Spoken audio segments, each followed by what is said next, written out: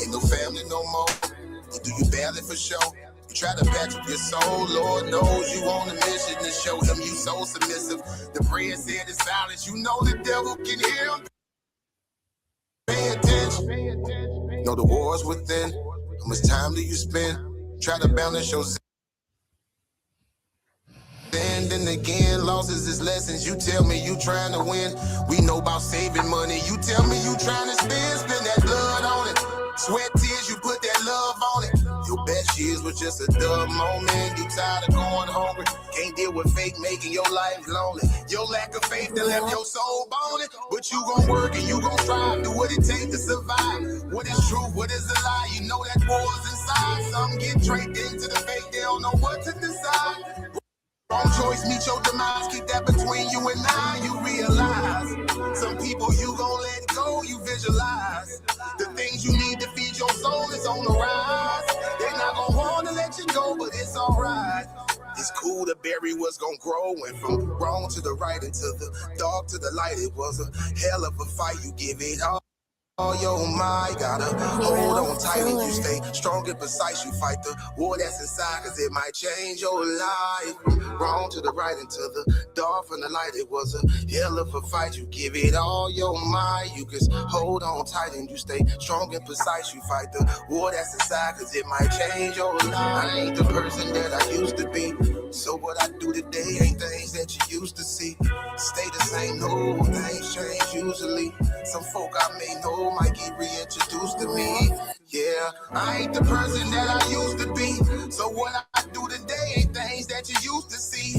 Stay the same, no, things change usually. Some folk I may know might get reintroduced to me. Yeah.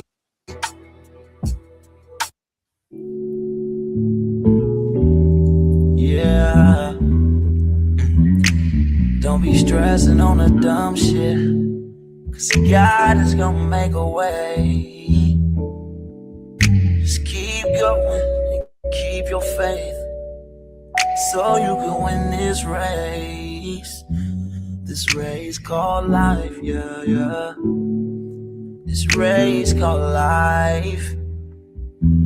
This race called life, yeah, yeah. Race called life.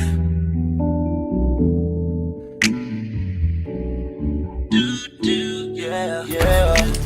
Coliseum of Arguments presents Titans Debate League. Clash of the Titans 1.1. The arena is opening once again, and only the strongest minds will survive. After an unforgettable first tournament, Pandemis the African Atheist fought through the battlefield of ideas and walked away with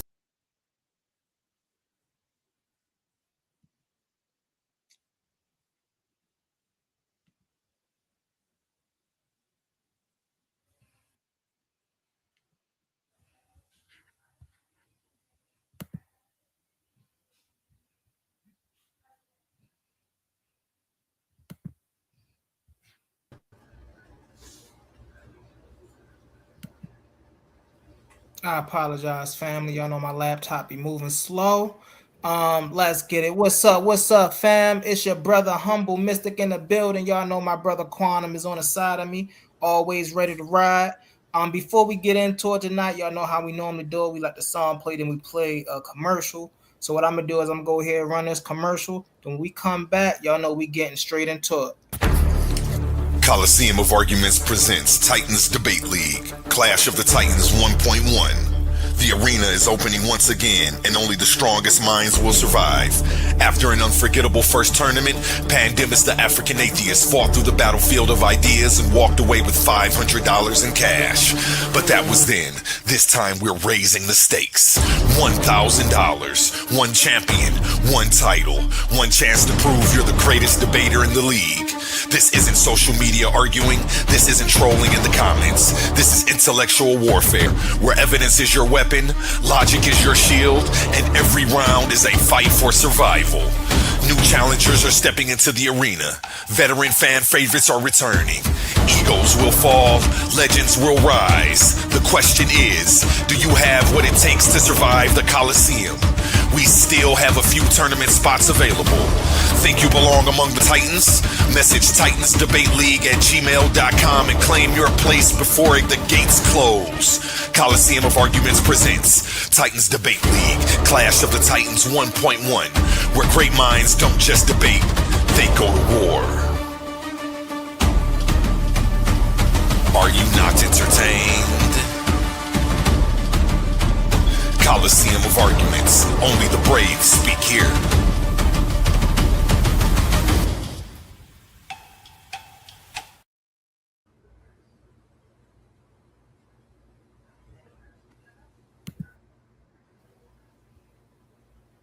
What up? What up? Mic check 1 2 1 2. Quantum, can you hear me? Yeah, boy, loud and strong.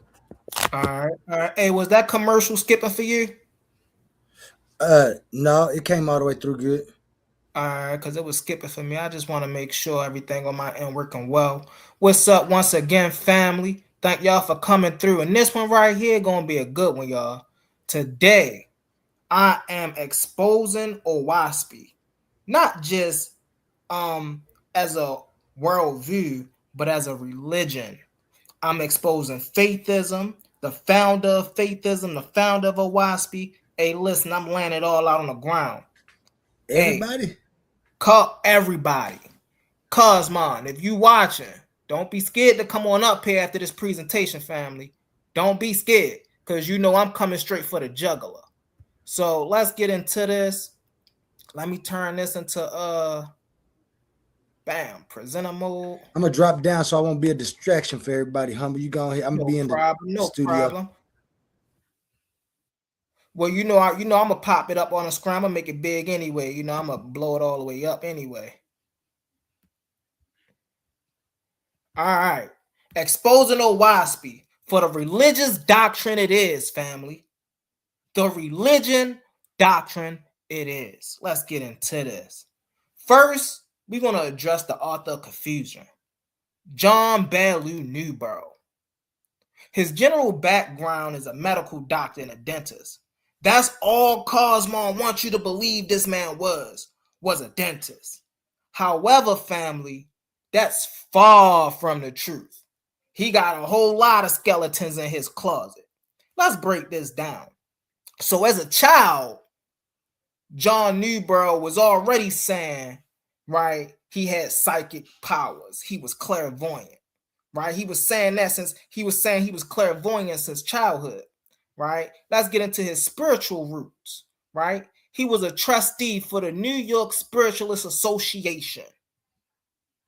His practice, he was active in trance medium, psychic healer.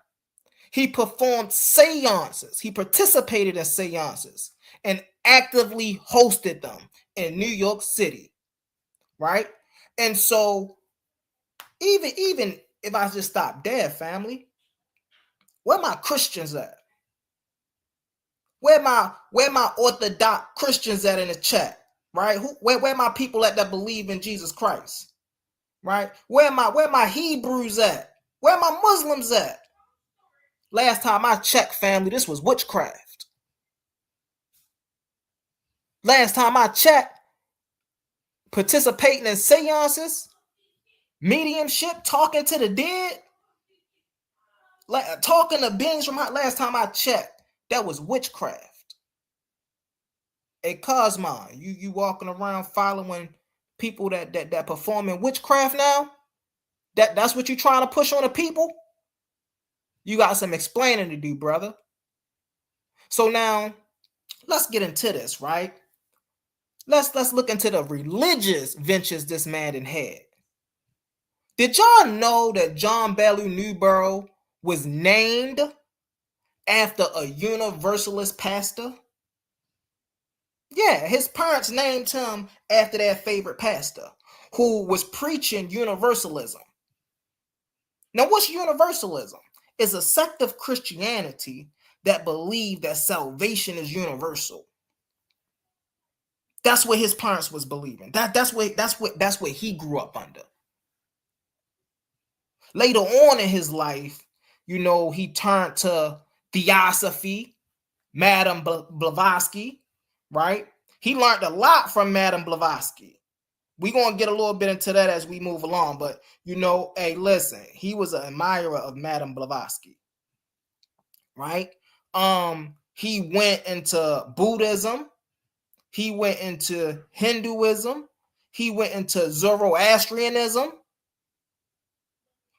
So y'all see, family, this not just no regular dentist who just caught the Holy Spirit and just decided to write a book. No, that's not how this happened.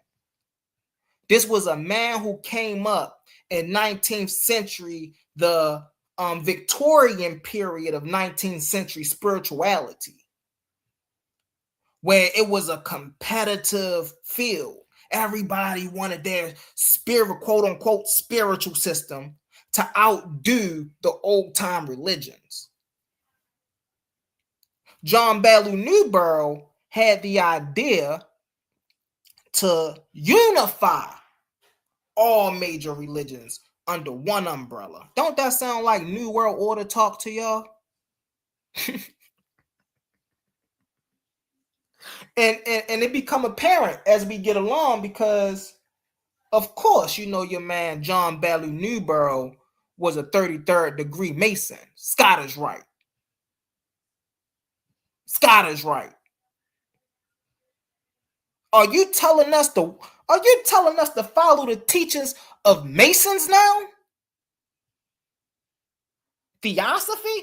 We got to get that out of here, man.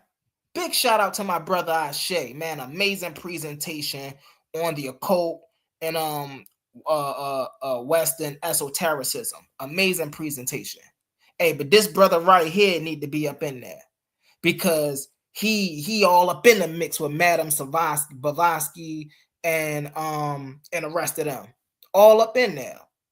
Let's get into it. So, family, a while ago, Cosmon did a presentation and he tried to make like naturalism with some type of religious worldview. When I came back, you know, I had to correct that notion. But now let your brother Humble stand before you and tell you the truth. Faithism is a religious worldview. I'm not making this up. Go check for yourself. Go do your research. Y'all always hear Cosmon talking about Oaspe. You never hear him talk about faithism. You never hear him talk about faithism. Why? Why is that? Because that's his religion. What is the worldview of faithism? Well, Faithists believe in Jehovah as the formless, all-encompassing, and only true creator of the universe. Hey, the Hebrews got one of those. They call him Yahweh.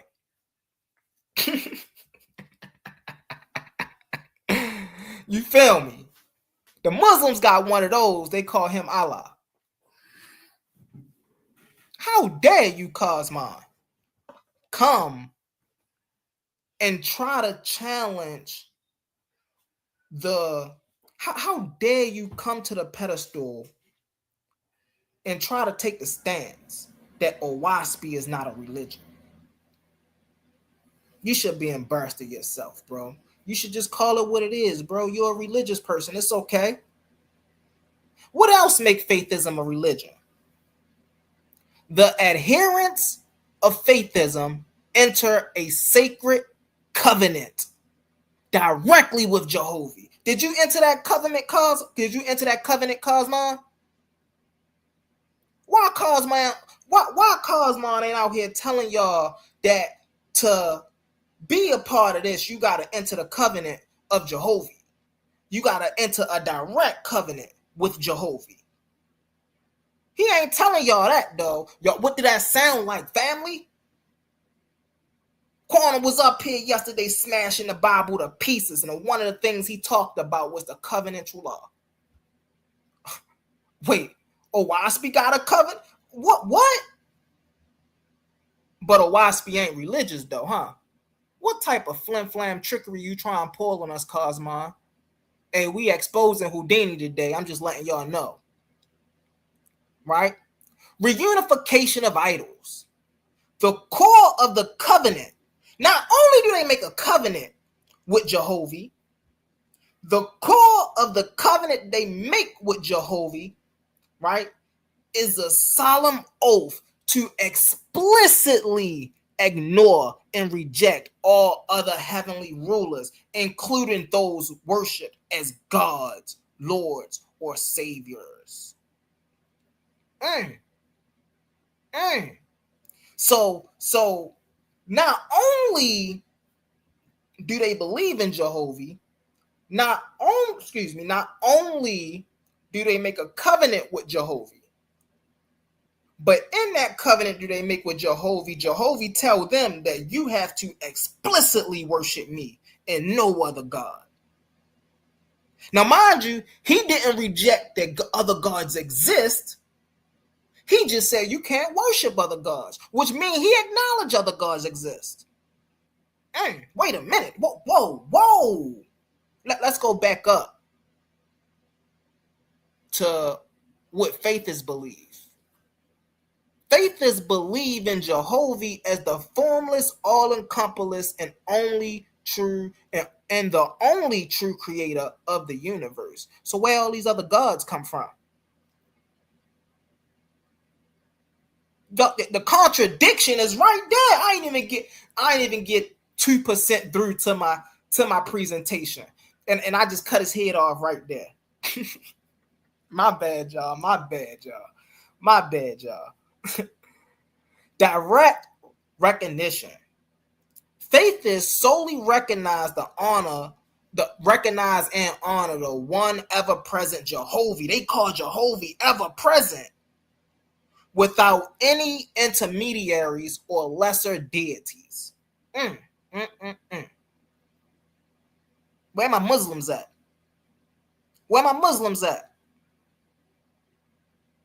This sound like Allah to me. Let's get into it, family. The method. Remember, I was doing my breakdown. I told y'all Cosmon don't know the difference between a worldview and a method. So now let me teach him about his worldview and his method. Come on, Humble, you better teach. Let's get into it, family. Oaspe Bible, the method. The Oaspe Bible, the instrumental method, right? The technical method, channeled authority, automatic writing, claimed 1,000-page text channeled via trance, bypassing human authorship. But I'm going to show y'all something later, though, family. Mind y'all, it say bypassing human authorship, but I'm going to show y'all something later, right? Of course, we know it was made on a typewriter, right? But let's get into the methods that the Oaspe Bible mimic. Let's get into that, right? That it's the archaic phrasing. It mimics King James Bible style, thou, thy, and demand reverence. Let me read that again. The archaic phrasing. It mimics King James Bible style, thou, thy, to demand reverence. Hey, listen, y'all heard brother Only up here reading that Bible the other day. He was saying all kind of thous, thys, oohs, e's. Yeah, y'all gonna see that a little later in this Oaspe Bible. It used the same verbiage. It uses religious language, family. Come on, now. Hey. It may not be nothing left to Cosmon by the time I'm done, y'all. I'm just letting y'all know.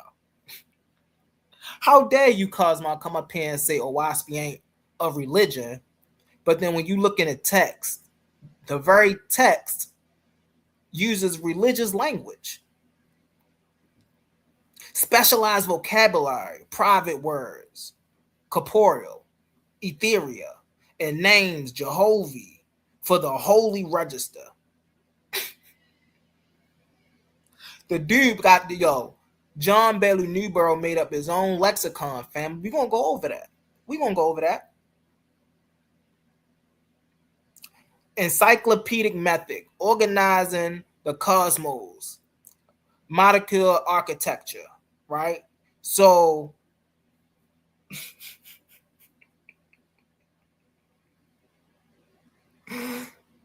The book literally say the earth have a 3,000 year cycle. That's another religious thing. Come on, family. But this ain't religion. So you just want to take the whole 3,000 year cycle, and they use angelic hierarchies.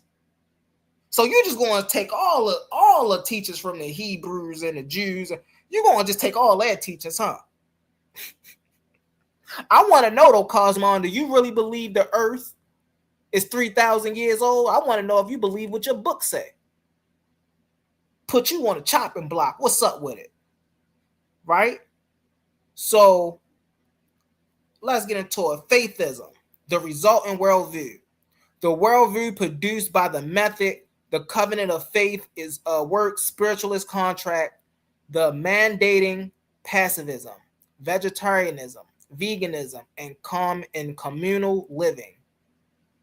Historicize sacred narrative, recontextualize figures like Zoroaster, and Moses as gods sent by angels. So you ain't so he ain't have the mind to come up with his own stuff. If it was automatic writing, at least you should have made it look like it was automatic writing. You ain't just gonna go out here and steal everything from everybody, bro. What's going on here? Mind y'all, they said it was automatic writing. So y'all just telling me angels up there, they know who Moses is, and that's something else. Cosmon, are you saying Moses is a historical figure? Are you saying Abraham, Zoroaster, are you saying those are ancient historical figures? If so, I would like to see some proof. If so, I most definitely would like to see some proof. Hierarchy of rulers establishes a bureaucracy where God and Lord are promoted mortals, with Jehovah as the supreme creator. Hey, brother Ashe, I don't know if you're listening, but that sounds like the Baal cycle to me, brother.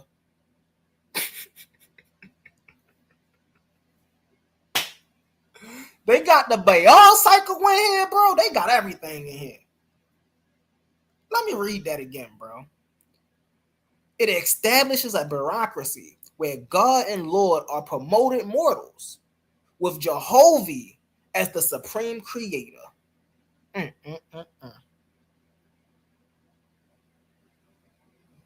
That sound henotheistic, don't it? But it's not a religion though, Quantum. He came up here and swore me up and down this wasn't a religion. He swore you up and down this wasn't a religion. Do your eyes deceive you? Y'all know what I'm going to say, family? Copy this, man. Go do your research on it if y'all think I'm lying. Let's get it. Oaspe's long disproven scientific fallacies. Hey, Quandam, remember my man Cosmon was up here talking about ain't nobody debunked the theories yet. Ain't nobody debunked the Oaspe theories yet. Yeah, all right, we about to debunk them right now. Let's get it. Oaspe fallacies, right? The first one, the rejection of gravity, vortex theory. This is where Cosmon keep coming up here talking about that vortex. The book of Oaspe predicted the vortex first. Ain't nobody do it before them. It predicted the vortex first. Let's get into this book BS he talking. Right? Explicitly denies universal gravitation. Proposes spaces filled with the rotating fluid-like vortices. The physicality pushes planets. What? Number one, hold on.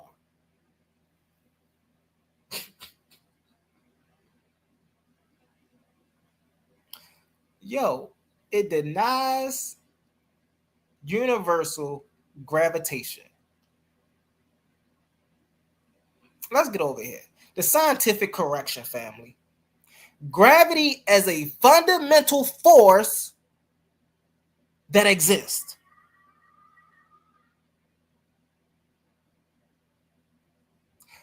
Newton established this, and then it was refined by Einstein. Orbits results from inertia and gravitational pull. This is what gravity as a fundamental force states. Space is a near vacuum, not a swirling medium, like the Oaspe Bible is trying to say. And Newton had this way before we had a Oaspe. Let's see. The revival of Cartesian physics.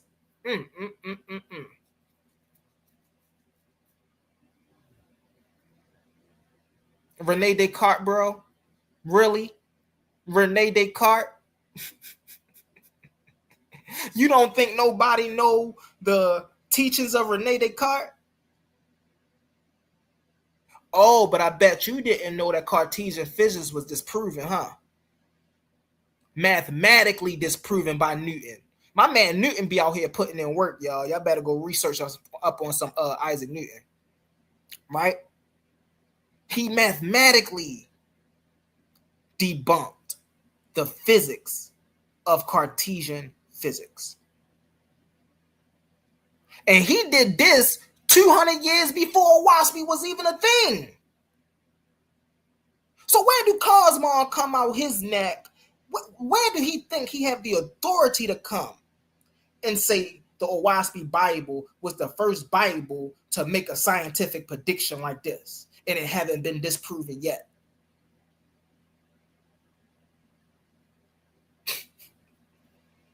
So far we seen him using all the other religions, but then he gonna say he's not a religion. And now we see where his whacked out scientific theories come from. Other scientific theories that been debunked. Come on now. This the game we playing, Cosmon? Because it's looking bad for you, bro. Do y'all know, family, that the Oaspe Bible denies solar radiation? Solar radiation, quantum? Yes. It claims that light and heat do not travel from the sun. It argues that light and heat are generated locally within Earth's atmosphere via the photospheres and friction. Hey, I got the same question to you, Cosmon, as I have to the religious people now. If Jehovah was so intelligent, why he didn't understand solar radiation? Let's get into it. The scientific correction, family. Solar radiation is proven. Let me say that again, family. Solar radiation is proven. Travels via electromagnetic waves across 93 million miles of vacuum. Light takes 8 minutes to reach Earth. So you telling me us mere humans can measure the time it take light to come from the sun to Earth, but Jehovah, who was supposedly the creator of the sun, didn't know that?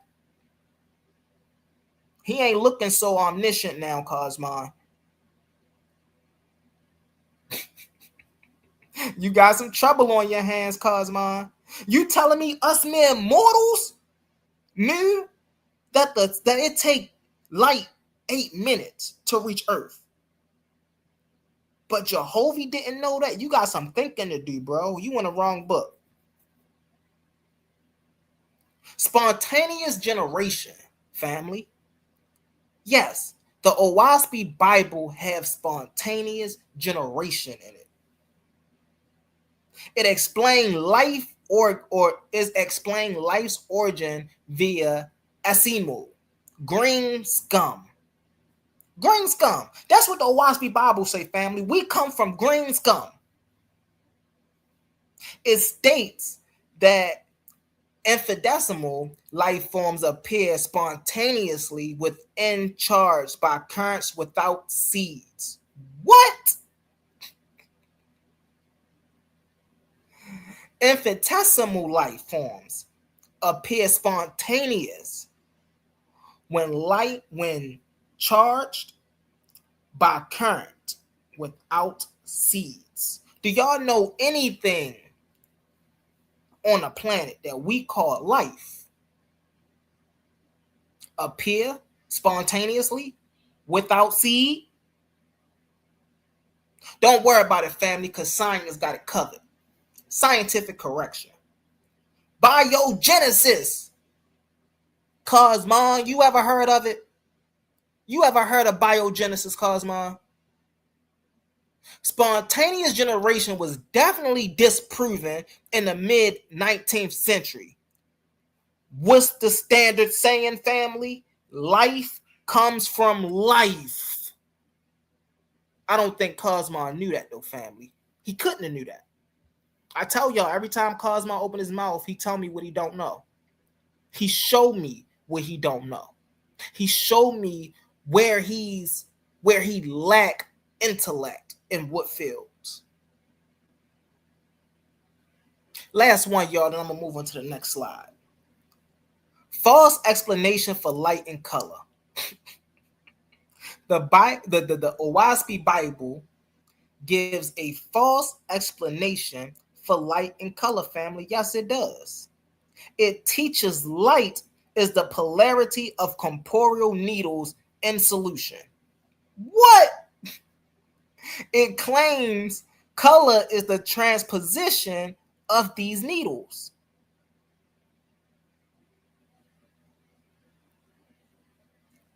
Incoherence, Cosmon. Incoherence. Electromagnetic radiation has most definitely been proven.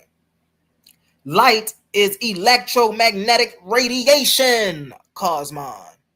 I don't think you knew that. We know for sure your Oaspe Bible don't know that. So it's safe to assume that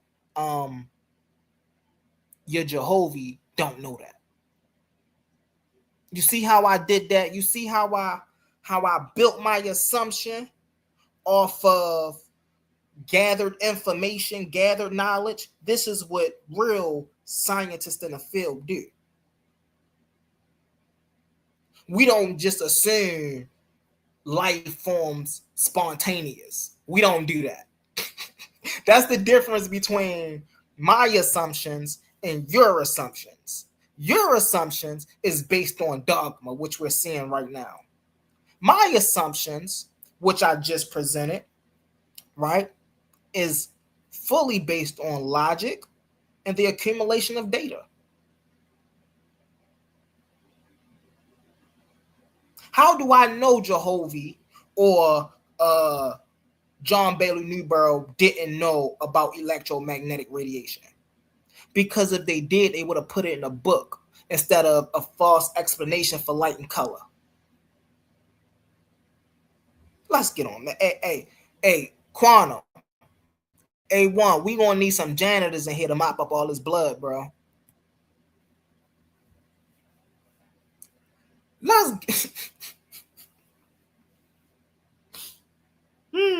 Let's get to his God, his creator, his Jehovah.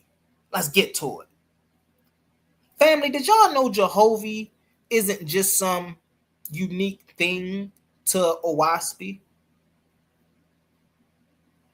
No. John Bailey Newborough conflated the Hebrew Yahweh. I told y'all Hebrew Israelites, y'all under attack. Y'all need to be on your lookout. Don't get mad at me about it. I'm being a friend. I'm watching y'all six. They coming to take y'all spot. Y'all need to do something about this. Persian Zoroastrianism, right? Ahura, Mazda, right? Olim. Oh man, bro. And Vedic absolute concepts on. Rather than representing an ancient revealed linguistic truth, Jehovah is a linguistic and conceptual hybrid.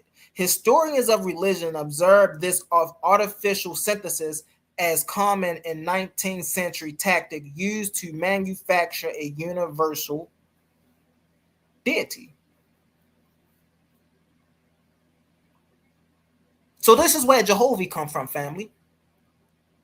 He come from the Hebrew Yahweh, the Persian Zoroastrian Ahura, and the Vedic absolute concept on.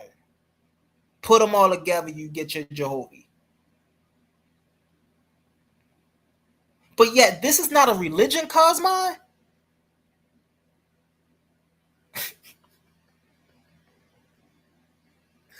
You got the Hebrew, the Persians, the Zoroastrians, the Vedics, and you sitting up here saying what you following is not a religion. You delusional, Cosmon. That's what you are. Let's get into it, bro. I told y'all the Oaspe Bible hijacked the patriarchs. And not only hijacked the patriarchs, right? But he rewrote the stylization of the patriarchs, the history of the patriarchs. Abraham, rewritten not as a Genesis patriarch, but as a Persian Inhuin and founder of migration for religion. Moses, plucked from history and recast as an Egyptian lawgiver, teaching Zoroastrian doctrine. Moses taught Zoroastrian doctrine, Hebrews, Christians, Muslims. Is this the Moses y'all know? King James disguise. To manufacture reverence, Newborough deliberately imitates 17th century King James cadences. Thou, they, hath. This is rhetorical sleight of hand. Dressing up 19th century occult speculation and ancient linguistic clothing to manufacture false authority. John Ballou Newborough did this. What you got to say about him, Cosmo? I know you ain't gonna say he was just no regular dentist. He ain't had nothing to do with this. Well, if he didn't, then the angels that came through to him, they performed false authority because they didn't know what they was talking about. Whichever way you want to spend it, all of this is an amalgamation of 19th century occult speculation. Let's get into it.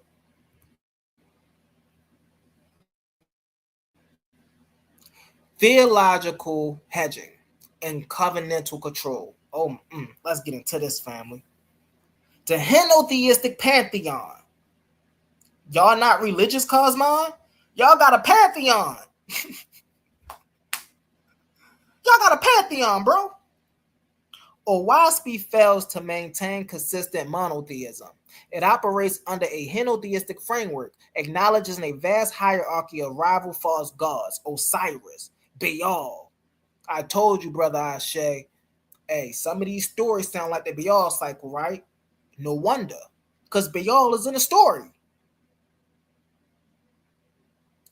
Luimion, they just added that name. That name don't even mean nothing. They just made that name up. Kabbalakis. That name came from Kabbalah. Y'all see how they just making stuff up? Kabbalakius. Yo, is a character in the book named Kabbalakius. It's crazy, bro. Who demand worship while arbitrary forcing Jehovah to the apex. This is the Baal cycle.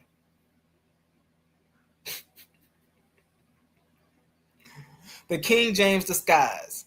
Here go that covenant, y'all. And I give unto you a covenant that you shall not go to war, neither revenge, not suffer yourselves to be organized into armies. Serve ye Jehovah. Serve ye Jehovah. Y'all see it? But this is not a religion, family. This is not what? Wait a minute, Cosmo. You got some explaining to do, bro. You tell me this not a religion, but then I go to your book and your book telling me to serve Jehovah. Come on, bro. You got to do better than this, man. At least be honest with yourself. At least be honest with yourself. What else do it say before I move on? It says, serve ye Jehovah and put away all your idols and earthly laws. Do that sound familiar, Hebrew Israelites? Do that sound familiar, Christians?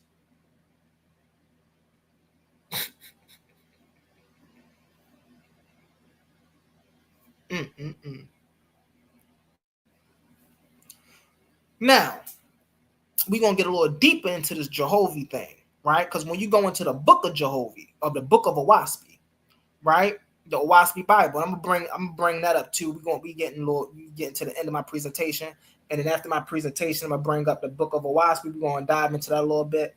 And then I'm gonna share my screen with some more information, and I'm gonna open up the panel, y'all. We almost done. But when you go into the book of Oaspe, right?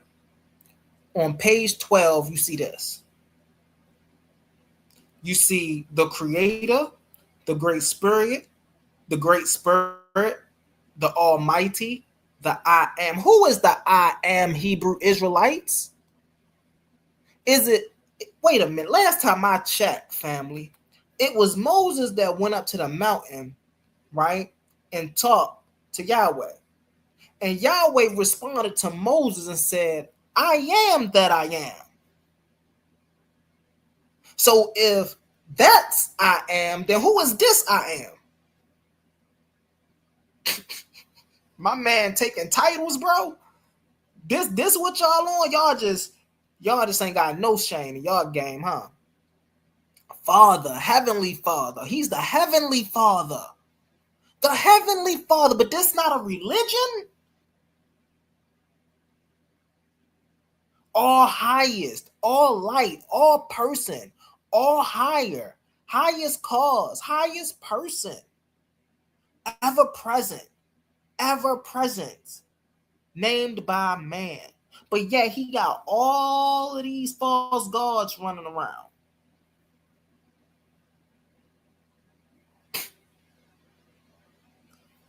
Hey, man, this get crazy. Let's take a look at these 4 false gods, right? So, Luimiang, right? However you pronounce that, Luimiang, was the false god who founded, by inspiration, the great sect called Christians.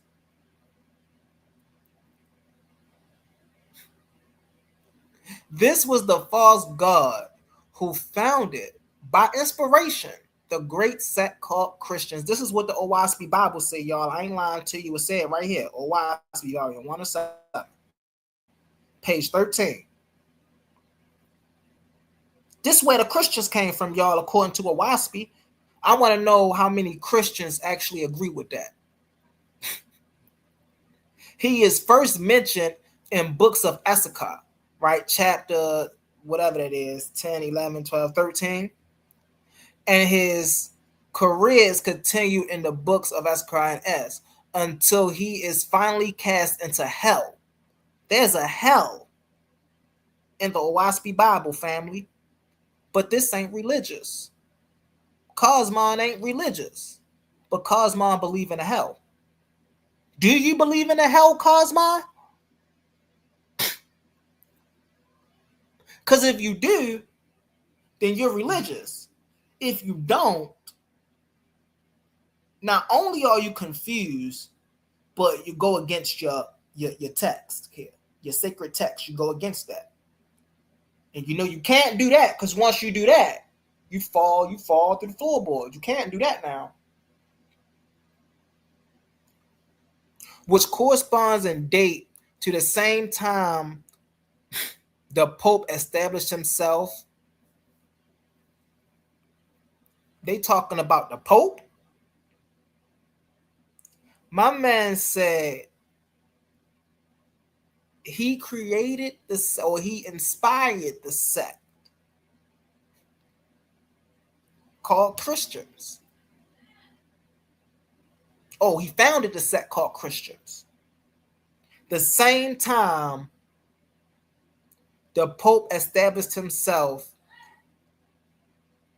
as vicegerent on earth. The very poorly because his God was not est. This is crazy, bro. The God who by inspiration founded by what is now called Buddhism, Kabbalactus, founded Buddhism. Hey, somebody get me a Buddhist so I can see if this is true or not. Somebody get Cosmon a Buddhist so he can tell Cosmon that this is a bunch of BS right here. That's what we need to do. The God who by inspiration founded what is now called Buddhism. He is the first mentioned in the book of Esdras. Wait a minute.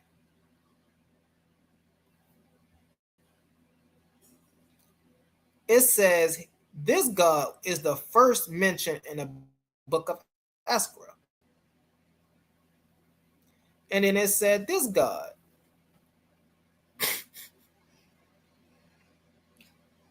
Contradiction right there, family.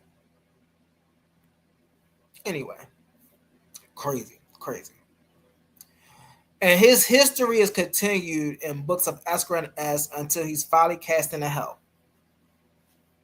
That's the second God that they cast into hell. Hold on. My bad. My apologies, family. My apologies. Oh, did I go down too far? I went down too far. My apologies, family. Right?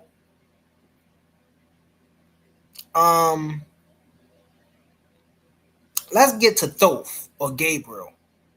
Even the Egyptians ain't even safe. The Kemetic people ain't even safe. They got Thoth all up in the book, who by inspiration founded Mohammedanism. Do y'all hear this, Muslims? Thoth or Gabriel founded Mohammedanism. First mentioned in the book of Esdras. Also cast into hell. This part down here is what's striking the needle, family. These four false gods were delivered out of hell by God.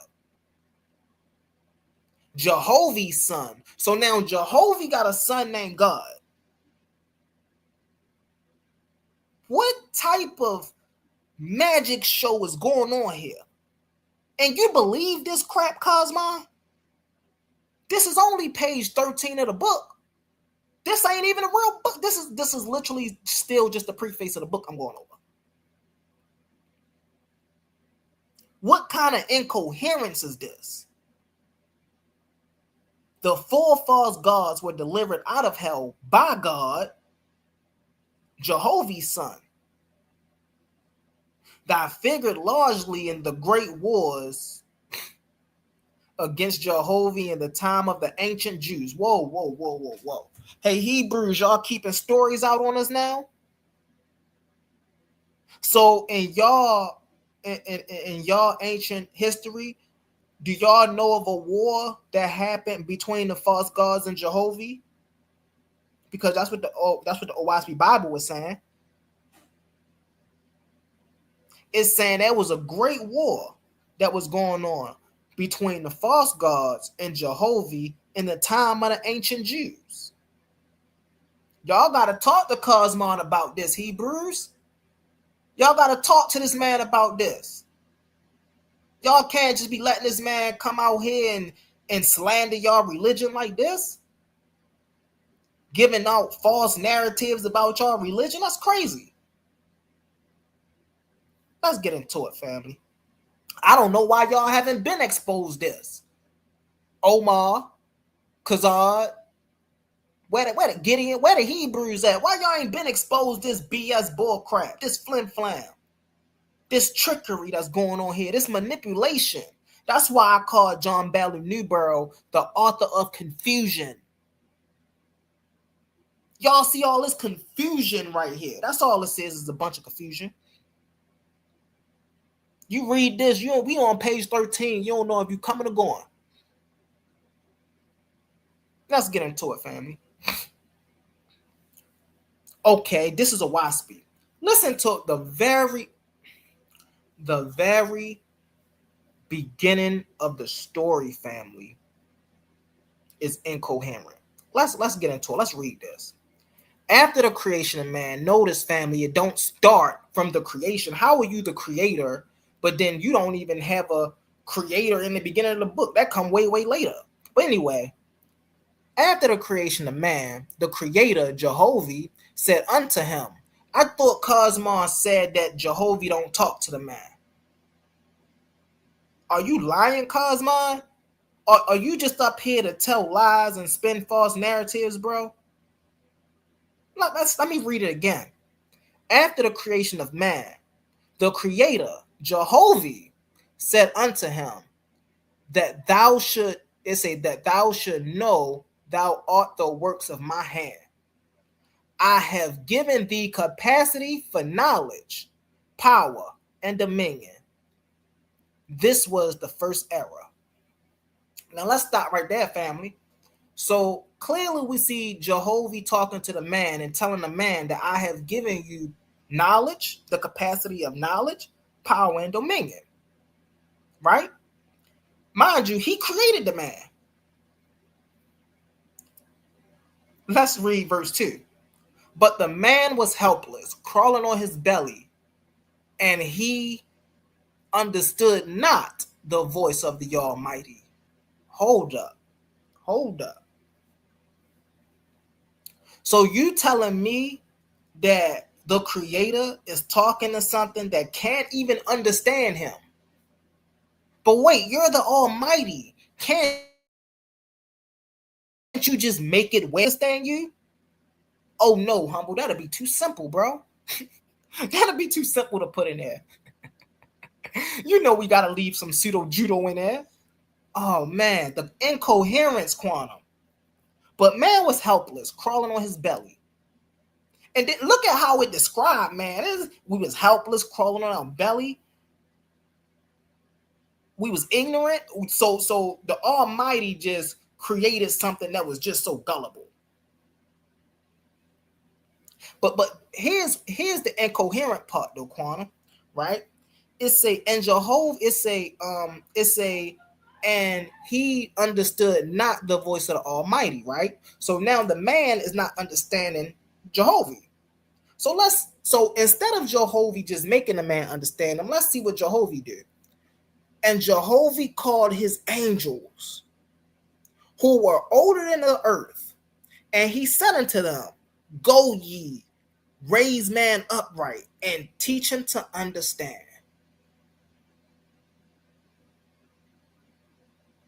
Now, correct me if I'm wrong, family, but this was supposed to be an omniscient being.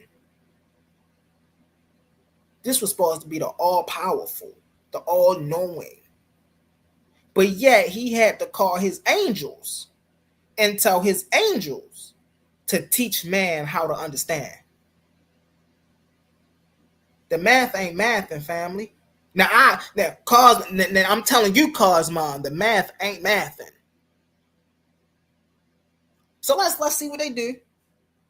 The angels of heaven descended to earth and raised man upright, and man wandered about the earth. This was the second era. Jehovah said to the angels that were with man, Behold, man hath multiplied on earth. Bring ye them together, and teach them to dwell in cities and nations. Why isn't Jehovah talking to these people himself? Why he need to do the angels to do everything?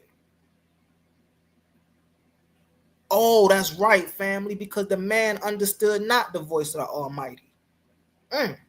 But then you can't be the Almighty if you can't even get me to understand your voice.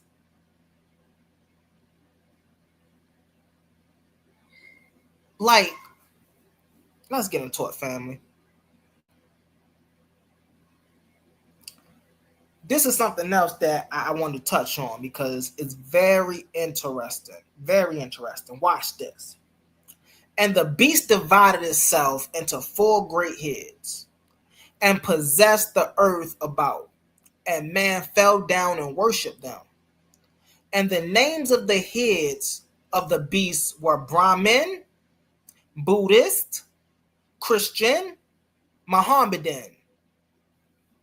Hey, Cosmo, I might have a lot of people mad at you right now, Cosmo. My apologies, bro. My apologies, bro. I just had to expose this real quick. So, Cosmo's religion is telling you, Hebrew Israelite, that you're a beast. He's telling you, Christian, that you're a beast. He's telling you, Muslim, that you're a beast. And the Brahmins out there, and the Buddhists out there, he talking to y'all too. He's saying y'all are beasts. And they divided the earth and appointed it between themselves, choosing soldiers and standing armies for the maintenance of their earthly arrangements. Now, let's get down here, right? Watch this. This right here as well. Let me blow this up. See if I can. I can't even blow it up. Let me read the best I can. It's this right here, family. This is another instance of Jehovah's powerlessness. Watch this. Jehovah called out to man to detest him from evil, but man heard him not.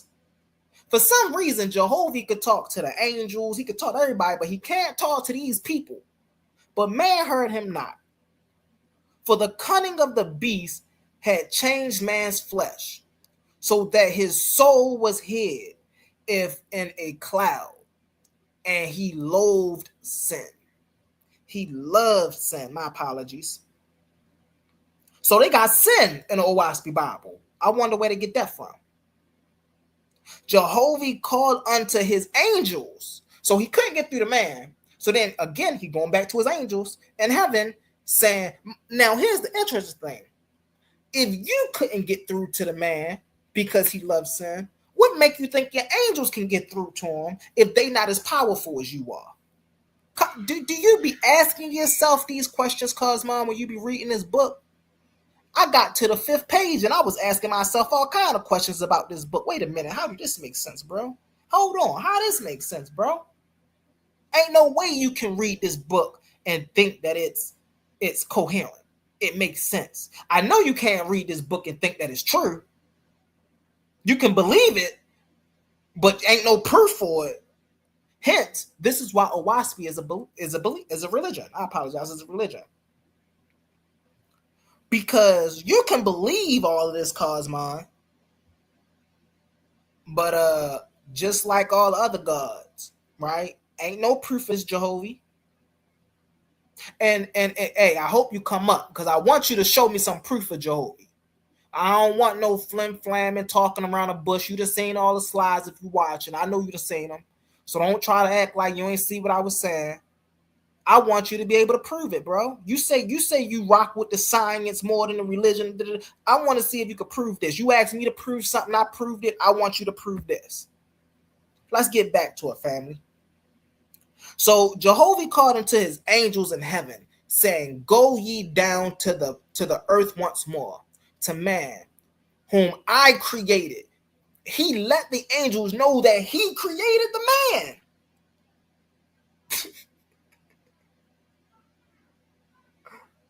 Whom I created to inhabit the earth and enjoy it. And ye say to man, thus said Jehovah, behold, the 7th era is at hand.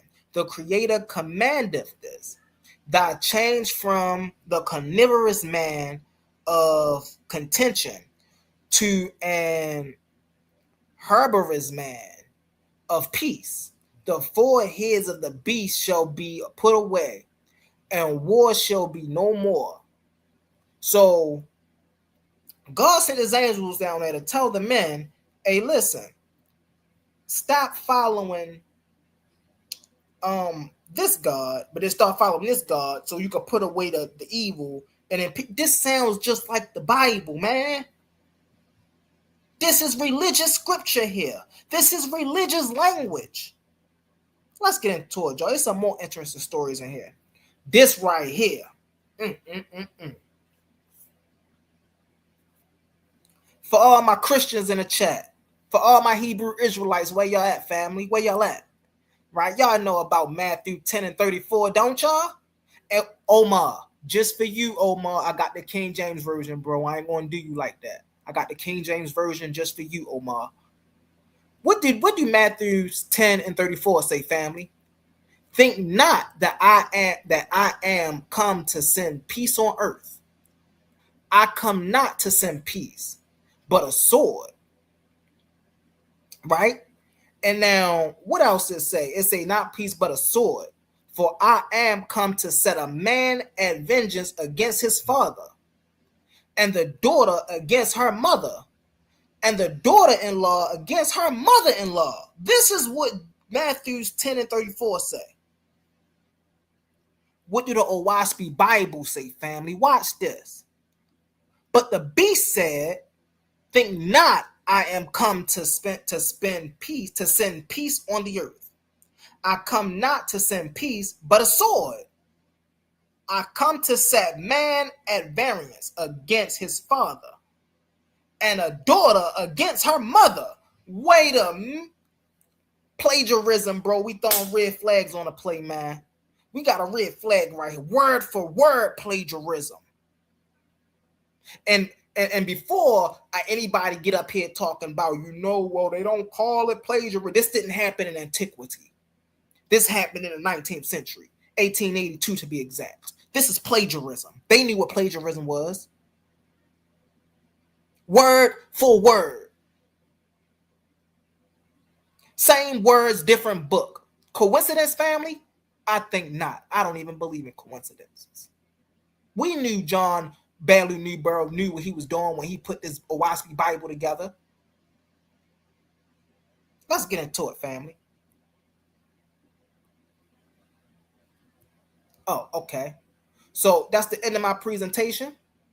What we're going to do now, family, is we're going to move over to the actual. Let me zoom in so y'all can see this, family. Cause I want Cosmon to know I don't be bull crapping, bro. Oaspe.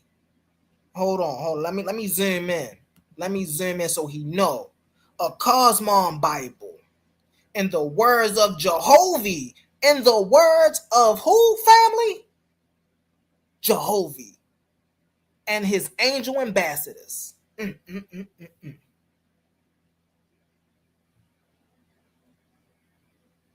Who's the author of this book, family? John Bailey Newborough. I thought they just said that he didn't, but why do it got his? Hey, that's something for Cosmon to figure out, bro. Let's get into this, though. I ain't gonna be too long. I just want to show y'all a couple of things. I know I showed y'all in a presentation, but I want to actually get into this book, man, so y'all can really see how crazy it is. Right? I showed y'all before the word abracadabra in here, right? And what they say abracadabra was, it's a prayer. Christians, Hebrew Israelites, Muslims, y'all know that is witchcraft. So I don't know where Cosmon coming talking about that's a prayer. Y'all got to talk to him about this, man. Y'all got to talk to him about this. Let's get into it. Let's get some of these pages real quick.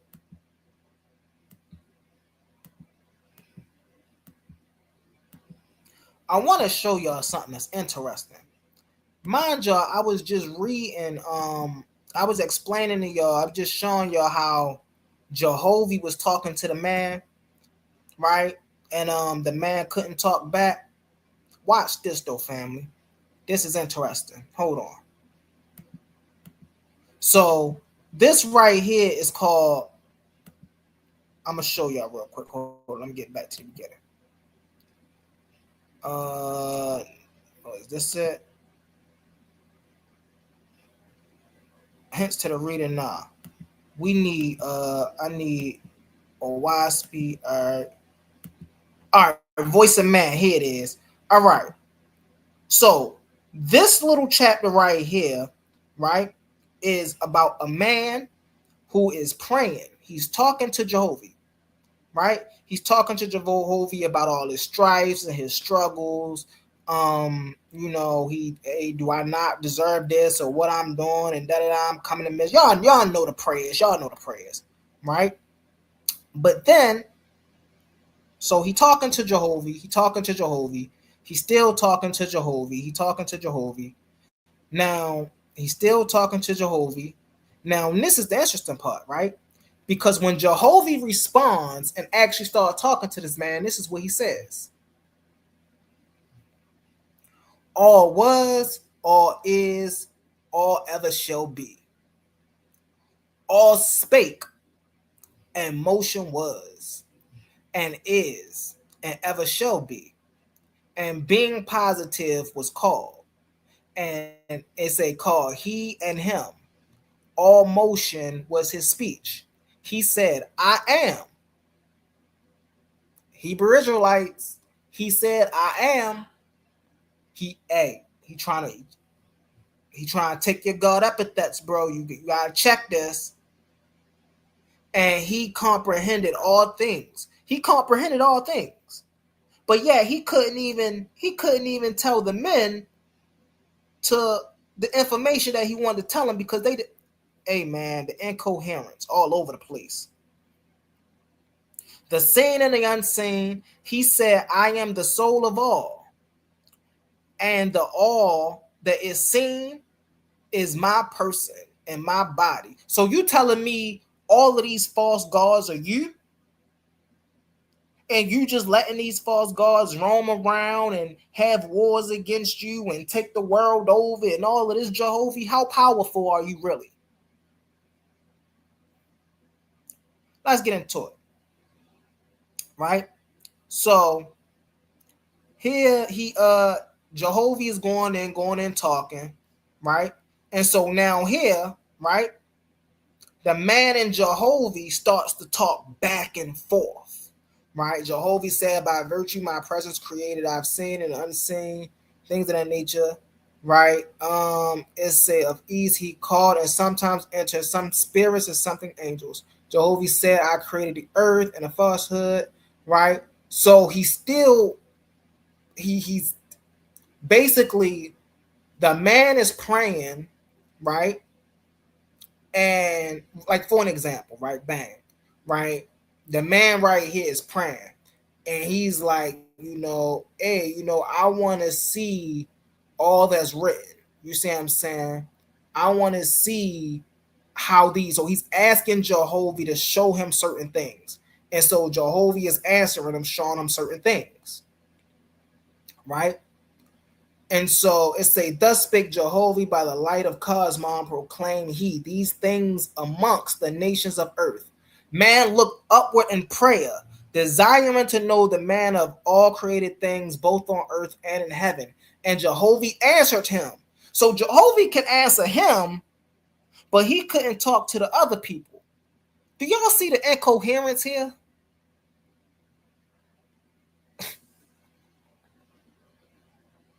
This is where the real incoherence get in. I talked about this a little bit in my presentation, where Jehovah said, I made, right? This is creationist. This is a creationist worldview. This ain't a scientific worldview, right? Jehovah is telling the people that he created the vortex. He created the seen. He created the unseen. He created the vortex. He say a great vortex. Oh, remember this, family? I was talking about this in my presentation. A great vortex created I for the sun. And within this vortex and subject to it, I made the vortices of many of the corporeal worlds. The sun vortex I caused to rotate, and I gave it power to carry other vortices within it. God is saying that God is, well, Jehovah is saying that Jehovah is moving these things around in space.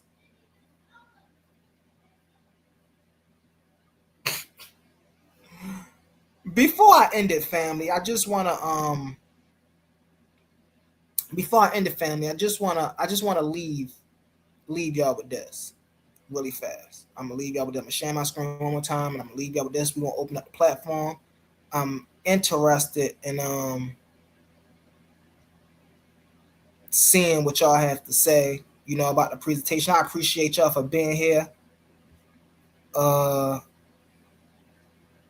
Wait, hold on. Come on, man.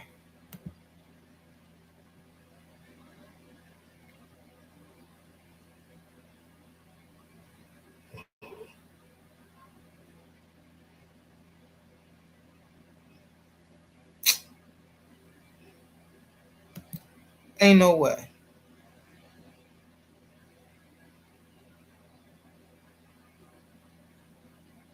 It don't even matter. You know what?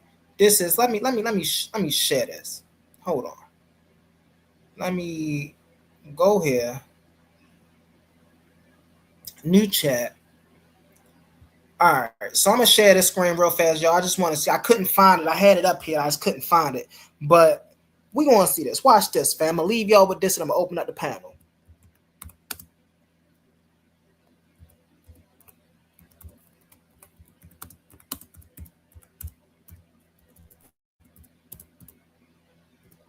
First off,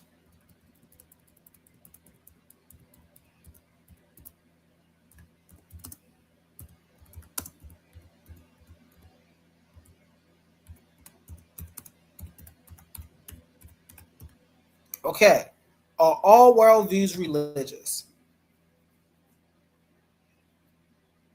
I just want y'all to bear with me for a second, family. I'm gonna show y'all something. No, not all worldviews are religious. A worldview is a comprehensive framework, philosophy, or lens through which an individual or group interprets reality, the nature of existence, and morality. While religion provides major categories of worldviews, many secular, philosophical, and scientific frameworks operate entirely outside of religious or supernatural definitions. Okay, watch this. Okay.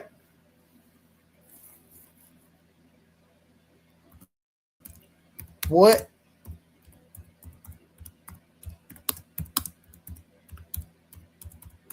constitute a religion? Watch. I'm doing something, fam. I'm doing something. Just walk with me. Just walk with me. Defining what constitutes a religion is a complex task because the concept varies across culture, academic disciplines, legal standing. Key components of a religion, while not every religion possesses all of these traits equally, most include a combination of the following elements: belief in the supernatural or transcendent. Okay, right? Most definitions centers on a connection to a reality beyond the observable physical world. This can include belief in one or many deities, monotheism or polytheism, astral spirits, universal life force, or transcendent realms of existence. I just showed y'all all of that got to do with a Oaspe. It's a sacred versus profane distinctions. Religions divide the world into ordinary everyday things, the profane and the set apart. It's a venerated and set apart venerated things. The sacred objects, time, space, or text are treated within ultimate reverence and awe. Okay, we got that. Rituals and practices, right? Structured actions such as prayers. We just seen a bunch of prayers in the Oaspe Bible. meditations, worship. Jehovah told the people to worship him. He entered a covenant with them. Sacrifices, pilgrimages, right? Moral code and ethics, guidelines for human behavior. That was a part of the covenant, right? Sacred narratives and myths. We seen a bunch of them, right? Now watch this. Okay, so this is what constitutes a religion, right? Watch this.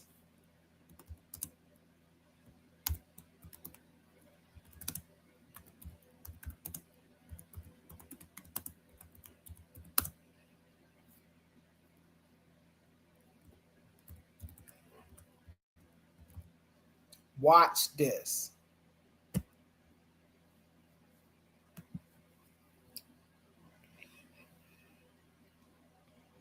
Oh, I stopped it. I stopped it.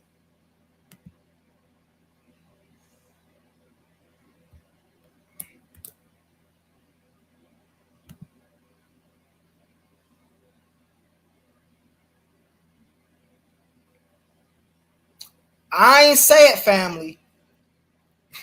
Right? Listen, yes, the Oaspe often referred to as Oaspe, a new Bible, and TAC movement associated with it, known as Faithism, falls squarely into the category of religion. Let me read it again, family. Yes, the Oaspe, often referred to as Oaspe, a new Bible, and the movement associated with it, known as Faithism, fall squarely into the category of religion. Mic drop, say no more. We about to open up the panel. I'm interested in hearing what y'all gotta say. Hold on, family.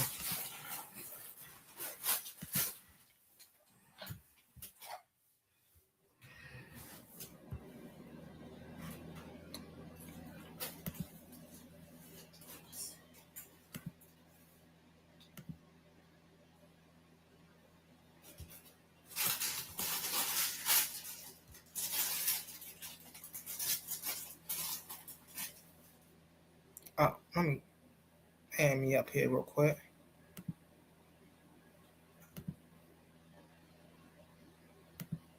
Quantum, you there, Quantum?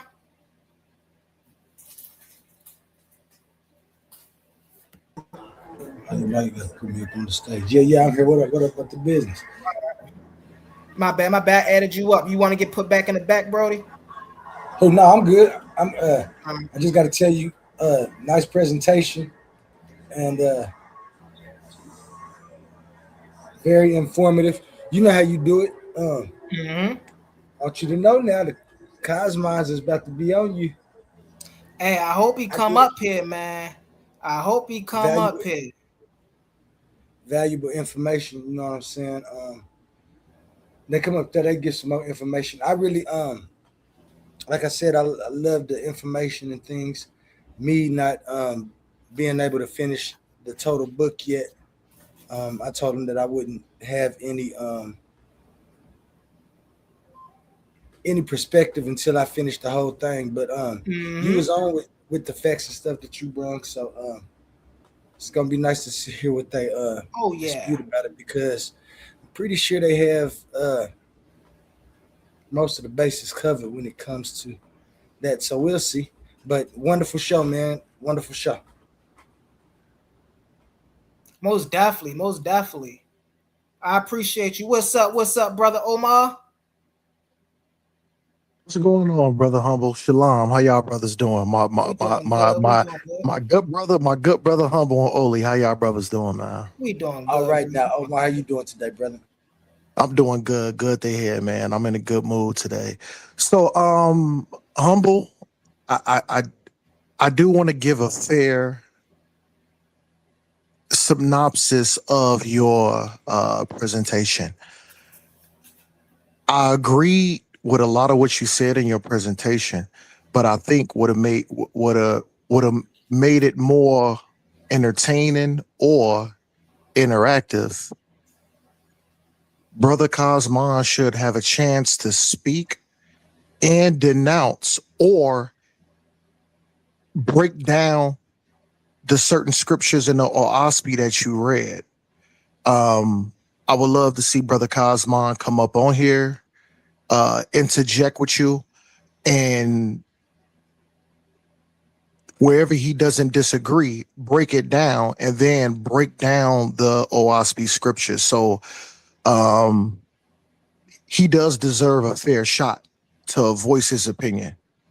I just wanted to say that. Hey, I'm open him. I want him to come up here. He need to come up here.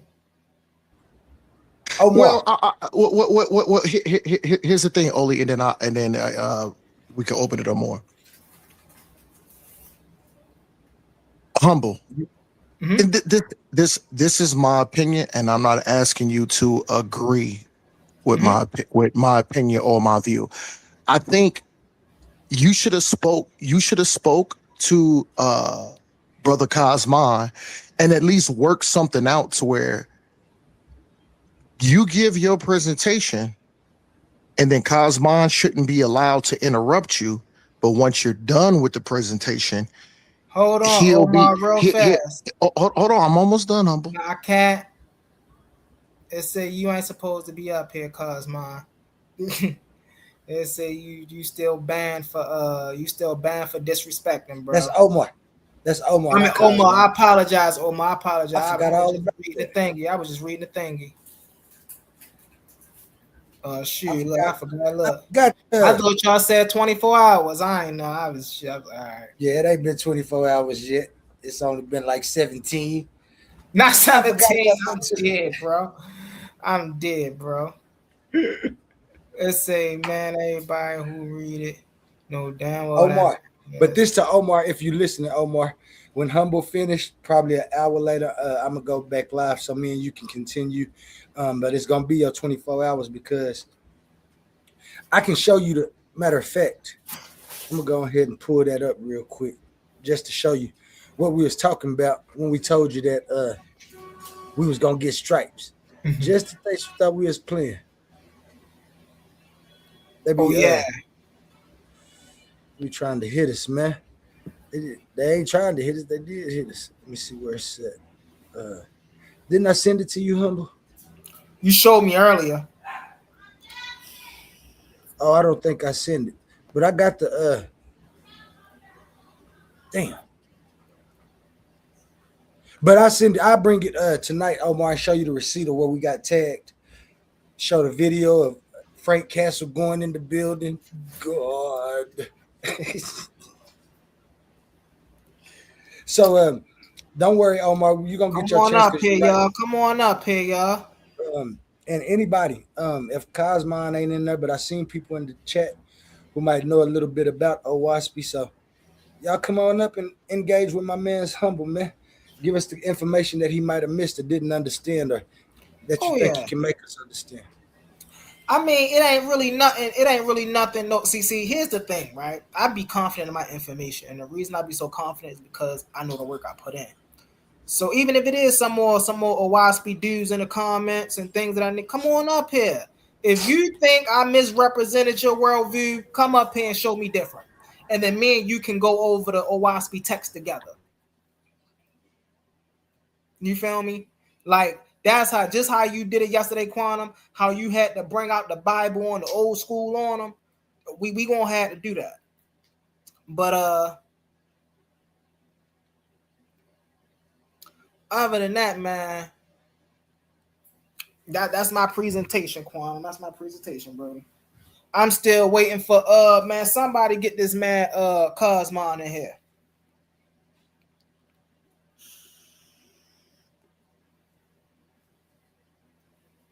What up, Smash? Hey, Smash, did you see the presentation? Come on up here, Smash. Omar, we can't bring you up, bro. You ain't out of timeout yet. I know you just heard Quantum tell you that.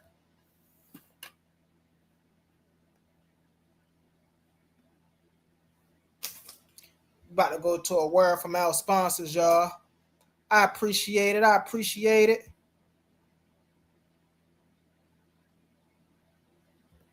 The Attention all debate fans. You've been watching, you've been arguing, you've been picking sides. But now it's time to level up. From this point forward, all debates on this platform are going members only. That means the hottest clashes, the wildest arguments, and your favorite personalities going head to head will only be available to subscribers. You want real scholarship? You want the smoke? You want the unfiltered action?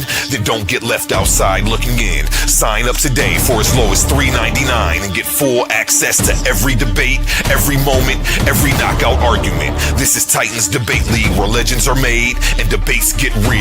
Join now or miss out.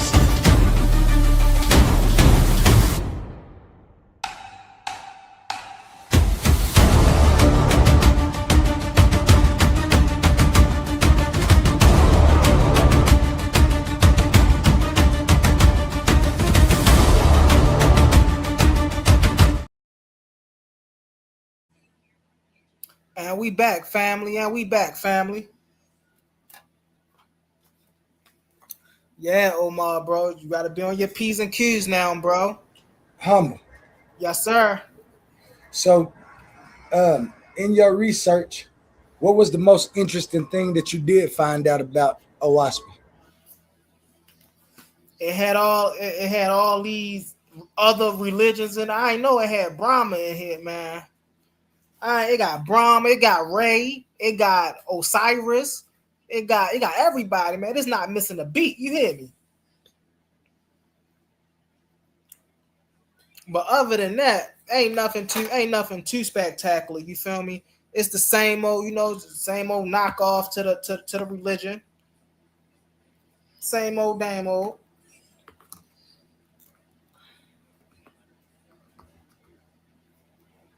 What I'm interested in is excuse me. I'm interested in how Cosmon is going to come now and show that Oaspe is not a religious worldview. What's your opinion? Matter of fact, Quantum, you seen the presentation, you heard the presentation. After watching the presentation, what I brought out about the presentation and what I talked about the Oaspe, what's your thoughts on it? Well, as I stated, I did say I wouldn't state my opinion until I finished reading it all, but you asked me about your presentation. And so I must say that it's very appealing if you trying to find fault in Oaspe. Me, myself, I do find interesting and excellent answers to different questions, even if they might not suit what I think the answer would be. It's very, how can I say it, specific about the terms that it uses and how it answers for previous events within history. And so that outlook is wonderful, especially when you get just to the information. But of course, it has bumpy patches, especially to a mind like mine. And so when I get to your presentation, I understand that it's really about two different worldviews and what explains existence better. The method that naturalism use and the method that Oaspe proposes, and some of the things that John Newbrough, or I should say the book offered as an explanation, and then later science kind of correlates with it or sticks on that topic. It just makes me think deeper about if they might have the book, and instead of saying that it's like faithism or something, maybe they use it for experimentation, because some of the things that he did say did come find out to be true. And so Quantum, I'm still doing research. Did you listen to my presentation, Quantum? Yep, I showed the thing. I saw the things And that you so, how said. are you That's why I can't saying wait what you saying if you heard my presentation? because your presentation didn't touch on all the things that it said. It touched on the ones that it didn't correlate. The ones that it did correlate, you didn't speak on those. Like what? Like, So, give me an example, bro. I just want to hear an example. one of the examples is when they talk about um, the distance of the moon and the Earth, and if it should be correlated within the atmosphere. Now, the atmosphere stretches all the way to whatever end they say. And I think Oaspe might say that it's in that last part of the atmosphere, the No, that's not what exosphere. Oaspe say. I brought that up. That's not what Oaspe say. You want me to bring it up again? Hold on. Let me Yeah, bring it that's up why. again. That's why I say. That's why I wanted them to Yeah, so let me bring it come up up. again so I can show you what Oaspe say about that, You right?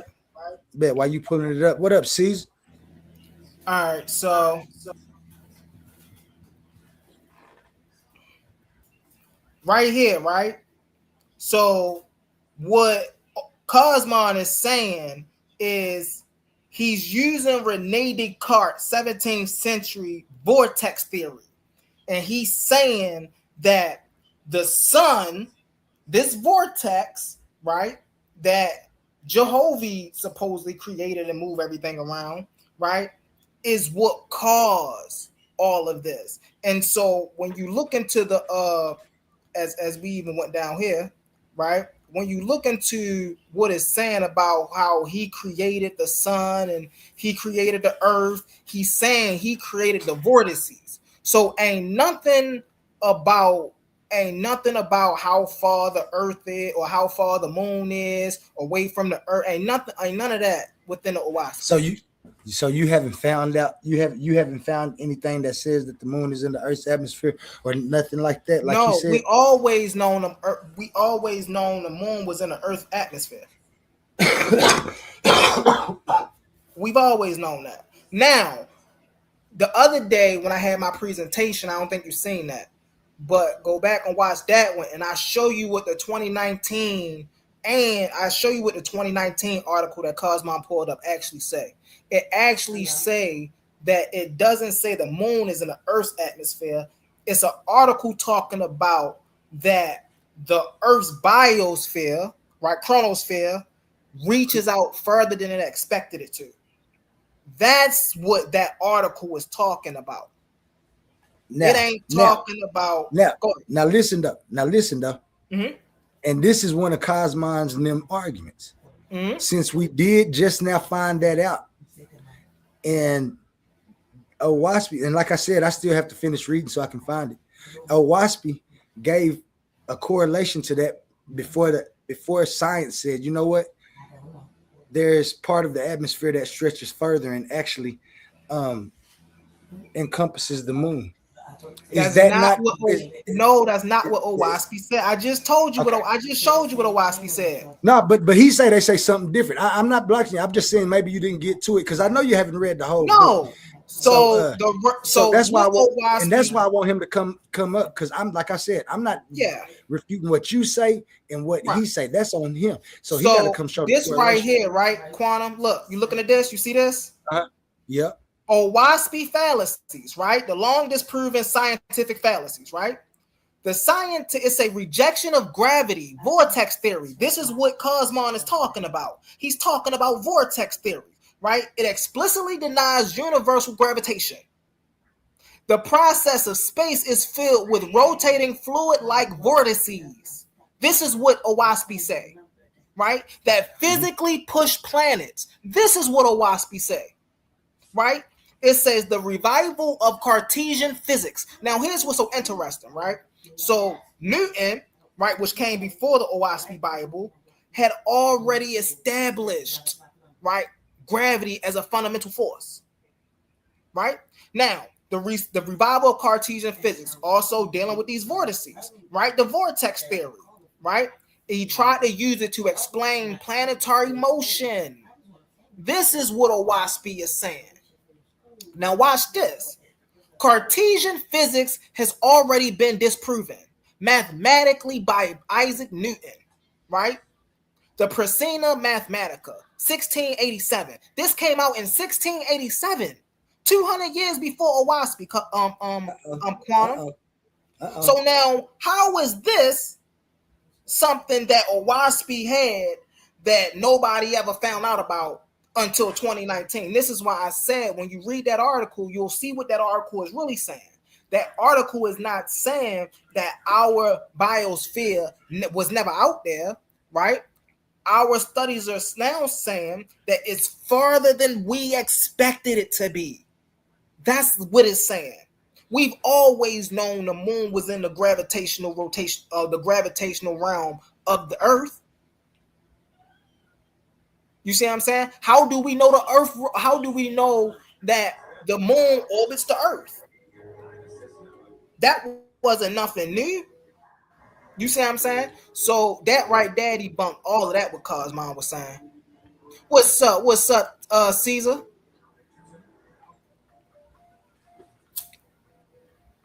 C's.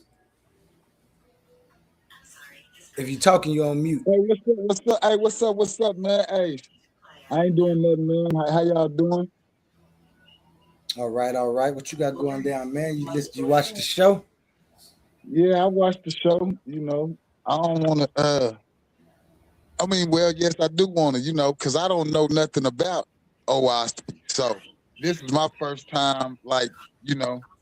Go ahead, bro. You can ask the question. And, you know, ask away, and whatever we can discuss, we'll discuss it.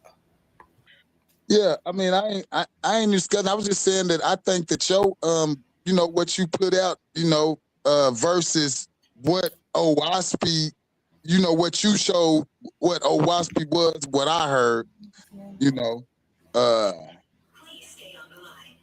don't know how I can put it, bro. I don't care if you get one thing right in a book. I'm talking about just the overall facts. You know, if those are the facts, you know, what you put up, and I'm pretty sure they are, you know, you got the sources or whatever. I mean, that ain't nothing that me, myself, if I came across it, that I would really just take serious like that, and like to where I'm like, oh, I'm a watch you, you know. Facts. That's just the bottom, you know, just keeping it real. Like, I don't care what it say about this making this. I'm looking at the whole story about the man who came up with it and all that. And Exactly. I know that anybody can just come up with some stuff and be like, well, he was given this from God and all of that. I don't get in jiggy with all that. We're going to look at all the facts. Yep. The realistic facts about and that's things. why, if I may, bro, that's why I brought out earlier in my presentation about how Cosmon want people to believe this was just a regular dentist who was inspired by an angel who had automatic writing. That's far from the truth. This man was a 33rd degree Mason way before he wrote the book Oaspe Bible. He was associated with the Theosophical Society, Madame Blavatsky and them, way before he wrote the book Oaspe. This is where he get his inspiration from. You see what I'm saying? I told y'all he was named after a pastor, his parents' favorite pastor. You see what I'm saying? He dove into Hinduism, Buddhism. He dove into all that stuff way before he wrote the Oaspe Bible. This is why we're able to see all of those things in the Oaspe Bible. Is because they're inspirations of his that he went through. I mean, when I kind of look at it and the things that I kind of seen, you know, my take on everything was, you know, overall, what that the dude was just, you know, somebody that tried to come up with something, you know what I'm saying, and write it. He took a lot of stuff from the Bible and put it into his own interpretation. You know, he put a lot of things out there that I seen that you put on that chart that you had, what that was been disproven. You know, so Exactly, and that's the whole point. That's the whole point of my presentation. Yeah, and I'm just saying that really from a place of somebody who ain't heard of Oaspe. I don't got no judgment on it. I just heard what you know what you said, and I don't care if whoever follow Oaspe come up and say nothing. Like, if those right there are the facts, which is I know they are talking about him, you know, who he is, when he was born, what he was into, his outlook on things, and then he just had this typewriter and did all this. Man, this all sounds like a, you know, I mean, I'm just saying. That's what it sounds like to me, man. Like, Yeah, that's a I fact. can't believe that we can believe things like this, but we can't believe real things that go on right now in the Mhm. present. And we got the Mhm. benefit that we can go back and look at things. And this is 2026. We know something ain't Right. right when we just see it ain't right. Right. No, most definitely. And I'm gonna respond to you, the bronze yogi. Um, so masonry never did anything to me. However, we understand the worldview that masonry falls under. We understand that masonry falls under um, a religious worldview. They believe in the supernatural. They believe in the all powerful being and God and things of that nature. So I'm not coming for Masons, but what I'm saying is, as a believer and a follower of Oaspe, like Cosmon is, um, you can't sit up here and champion that your worldview is not religious when the background of your worldview, the foundation of your worldview, falls on everything that have to do with religion. That was my point about bringing up the Masons, Brody. It wasn't no shot at the Masons.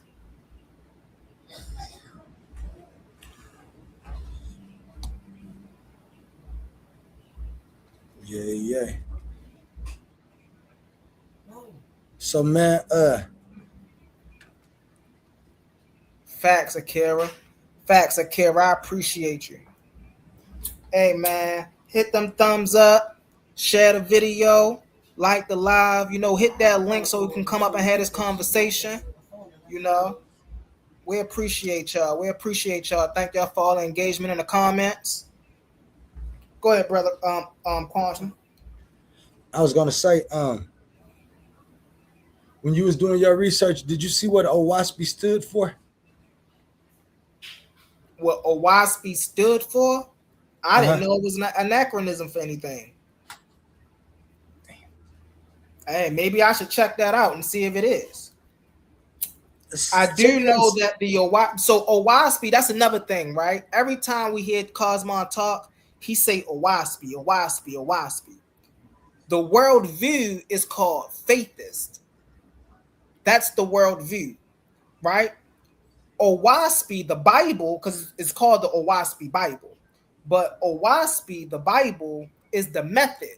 It's the sacred text of the Faithist. It tells you, I showed y'all the covenant, right? In my presentation. When Jehovah made a covenant with the people, he said, and here stand, y'all shall now be called Faithists. So why and I know why Cosmon don't ever say that he's a Faithist, because then once he say that he follow faithism, we already know that's belief. You see what I'm saying? He can't run from the religious with the he can't run from the religion with the faithism. You see what I'm saying? But Oaspe is the Bible, is the actual book, the method. You see what I'm saying, that they follow. So that, remember in my presentation, I also said, or why Cosmon don't know the difference between a worldview and a methodology. This is why he's constantly saying Oaspe instead of saying Faithist.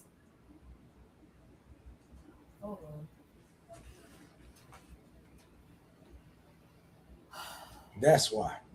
Mm-hmm. Okay.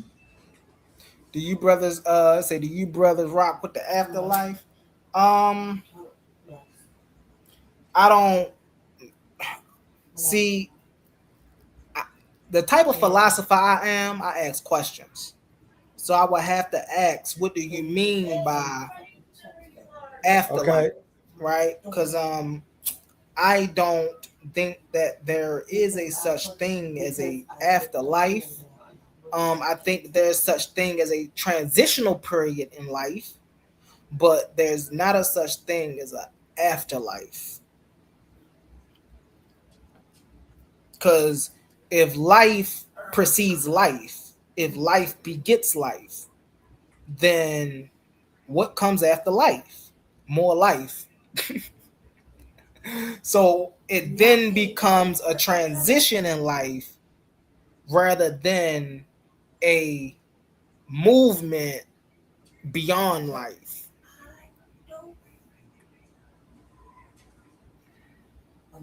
Let me read the last of messages, okay? She said, okay. Yes. Thank you so much. Well, so I got you, Brody. It say, do you rock with a life after your natural body is dead? Yes. Right. The term death, right? I actually put that in another perspective. I don't look at death as something is ending. I look at death as a transitional period in life.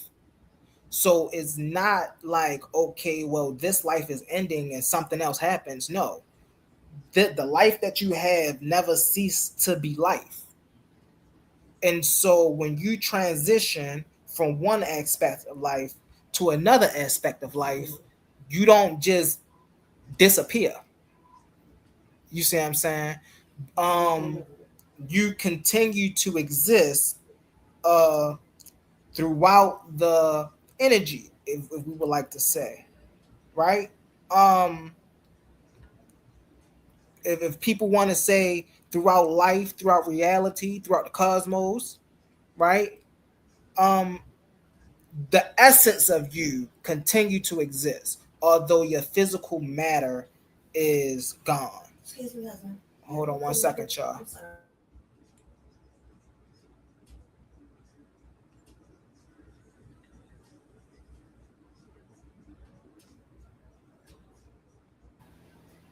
But yeah, so I don't really deal with the afterlife and stuff like that.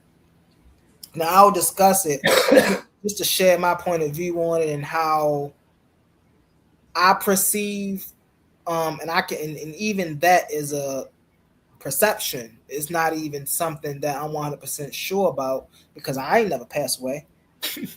You know what I'm saying? But I have meditated, and this is why why I stand for meditation. When a person meditate, they can reach certain dimensions of life. What I mean by that is the fact that for anybody who've actually meditated and they meditate, when you meditate and you get into a still enough calmness, right? Sensation, a state of being. When you get into a calm enough state of being, you can feel the separation between the self, right? And the me, which is the physical manifestation of the self. And that separation allow me to understand that there's more dimensions than to life than just the physical dimensions that we can adhere to with our senses, right? Um, so that's how I would take death. That's the closest thing that I've ever experienced to what one would call death. You see what I'm saying? And it wasn't like a you leave this place and you go to that place. It was more like an expansion. You feel me? So that's how, that's my little perception on that.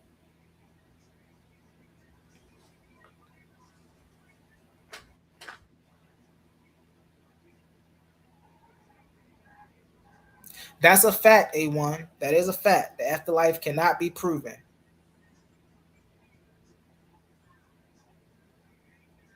Yes. The afterlife cannot be proven. Um, eh, you know what? So I struggle with giving things the same merit of credibility of being proven and not proven.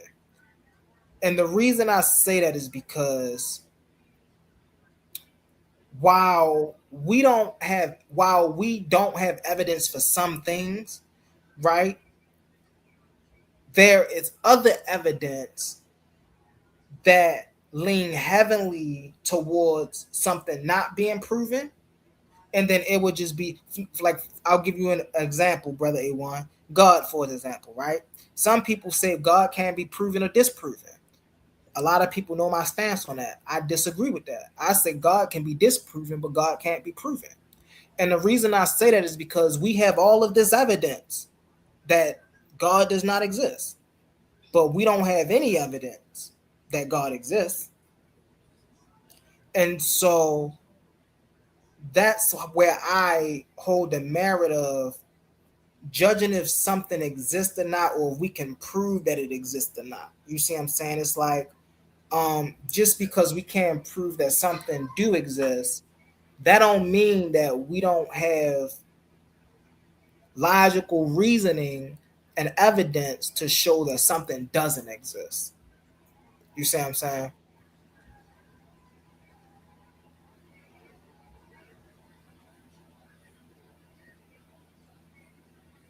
Yes. So, um, subjective experience cannot be proven. It can be shared, it can be talked about, but it can't be proven. You see what I'm saying? And the reason it can't be proven is because it's not repeatable. This is why, like, I question people when they say they're able to do things, right? Oh, well, I'm able to astral project. Okay, I want to see. Oh, I'm able to do this. I want to see. These type of things, if y'all want them to be taken seriously, they should be able to have a method behind them to where as though someone can say that this is a thing, this exists as a thing objectively, right? And if we can't do that, then it's only a subjective experience.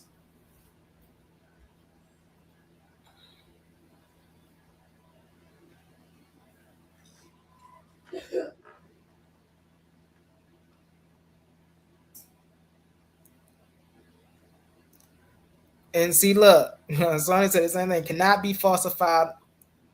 It's a not proven. Can be falsified, not proven. Cannot be falsified, not proven.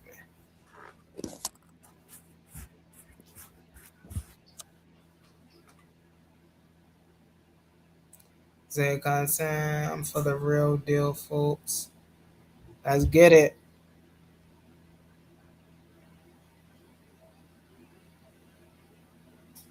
That's a fact. That's a fact. Subjective experience um is an important thing. Um, and the reason it's so important because it actually show a level of diversity within the population, right? We both can go to a scary movie and we are experiencing the same movie objectively. Subjectively, you're experiencing it one way and I'm experiencing another way. You see what I'm saying? So people do have to experience it for themselves, but that don't mean everybody going to have the same experience. This is the same thing we see with meditation. You see what I'm saying? Um, I am a huge advocate for meditation, but meditation don't work for Yeah, I everybody. gotta go. You see what I'm saying? Meditation don't work for everybody, and Hey, humble, so I'll be it all right back. depends on. It all depends on who you are, um, what you're open to, and how you operate.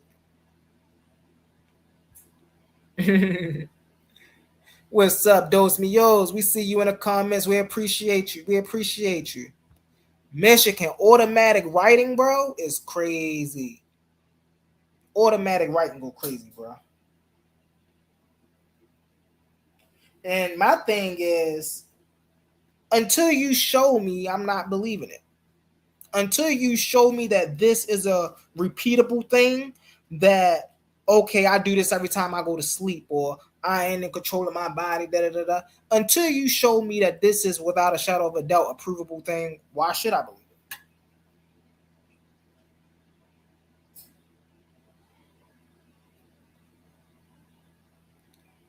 And you know what's so funny about that? Um, Once you experience it, there's going to be people say it's because people don't know how to explain it. That's why, right? Just because you experience something doesn't mean that you understand what you experienced. And so there's things that happen to people, and because they can't explain it, the first thing they do is they blame it on the supernatural. It must have been God. It must have been this. It must have been luck. It must have been, instead of actually figuring out what happened.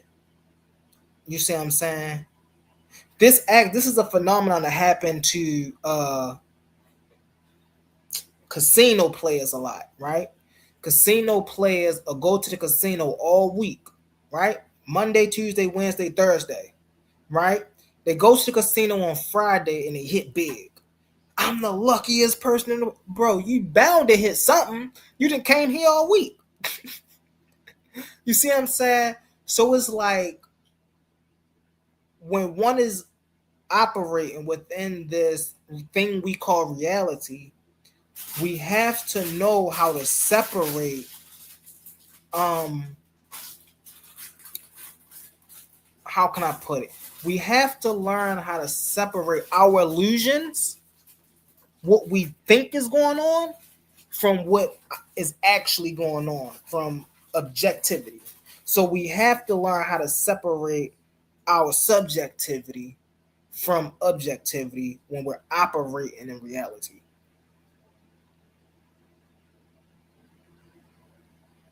Science doesn't prove anything. We've heard that a lot. You know what I'm saying? We've heard that. You know, science doesn't prove anything with certainty, and you know, of course, you know, and we already know why that is. It's not because science don't know or things of that nature, but science leave room for improvement and refinement. Right?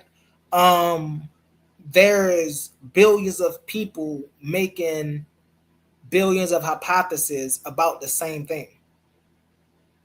And so while most of those hypotheses might turn out to be true, though they're different and they might give you the same result, right?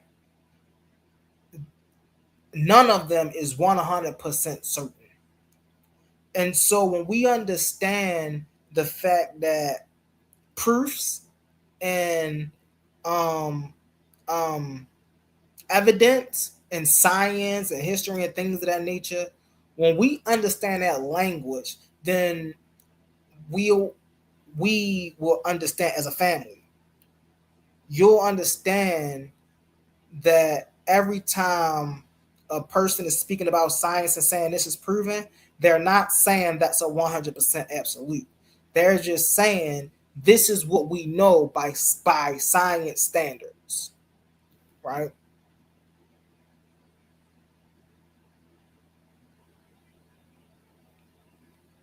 It's a personal thing.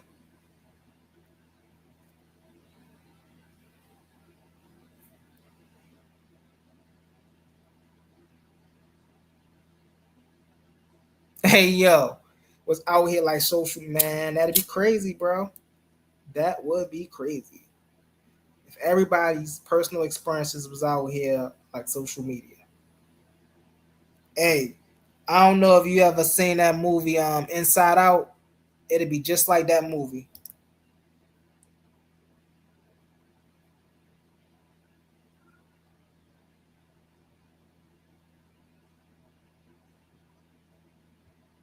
It surpasses all understanding. And see, that's where I be falling off the boat at. Uh, that's why I be falling off the boat at Demios, because I don't think there's nothing that is in this realm of reality that is beyond understanding. Right? If this reality works off of logic and coherence, like we've seen it do, right? If it work off of predictable measurements, like we've seen it do, I don't think that anything that we explore within this realm of reality is beyond our understanding.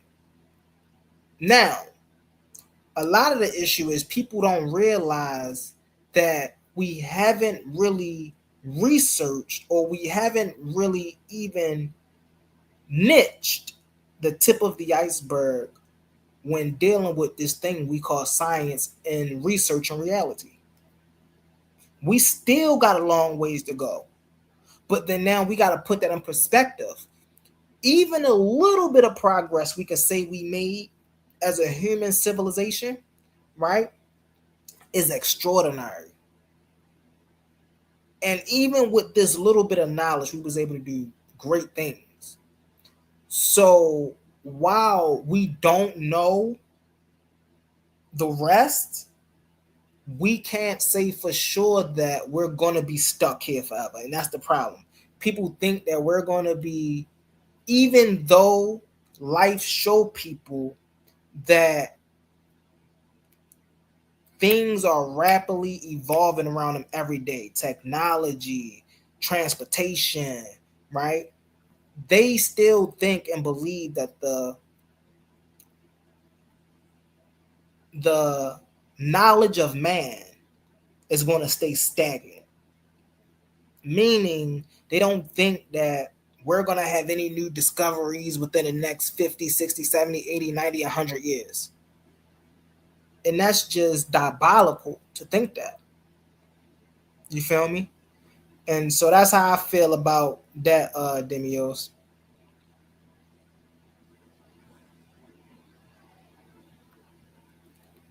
I would disagree with that. Meditation does not teach you that there's a creator. Meditation teach you that you are in control of your own being.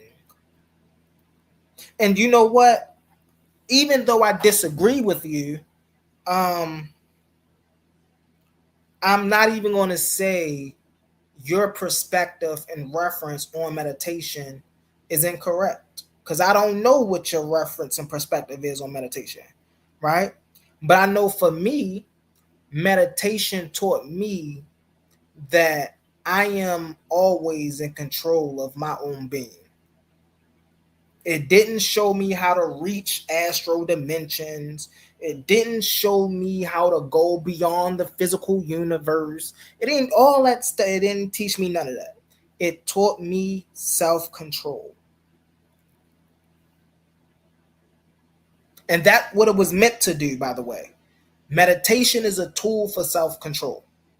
Meditation was never meant to try to get people to heavenly realms. No, that wasn't the point of meditation. The point of meditation was to be able to be in control of yourself through all conditions of life. This is why the fundamental principle or the fundamental function of meditation is breath work. Because if you can consciously control your breathing and you can keep your awareness on your breath, right, then you're controlling the very essence that help you survive and live. Let's go on to the next one.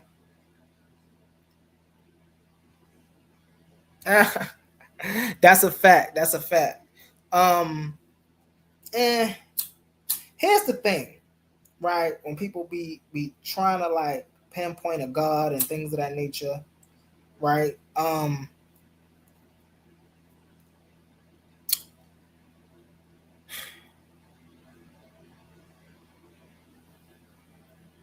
The the issue with that I always see is it take you beyond what is observable, what is objective in life, right?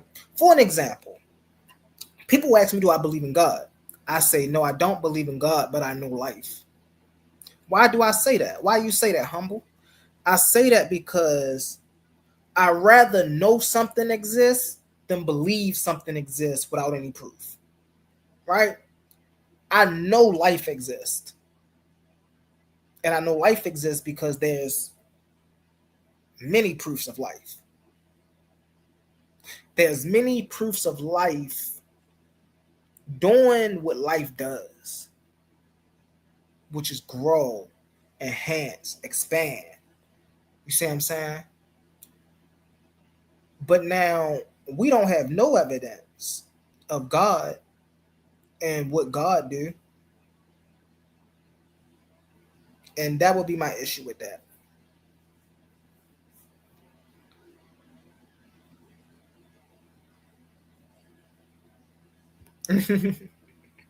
And that's the thing right there, bro. That's the thing right there, bro.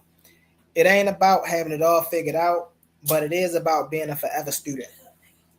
You feel me? You it's not about, and sometimes, because I'm called a know-it-all. I'm one of those people that people really believe that I know everything. I don't know everything. But one thing I do is I study and I do research. And so while I study on a daily and I do research on a daily, I'm always updating my information.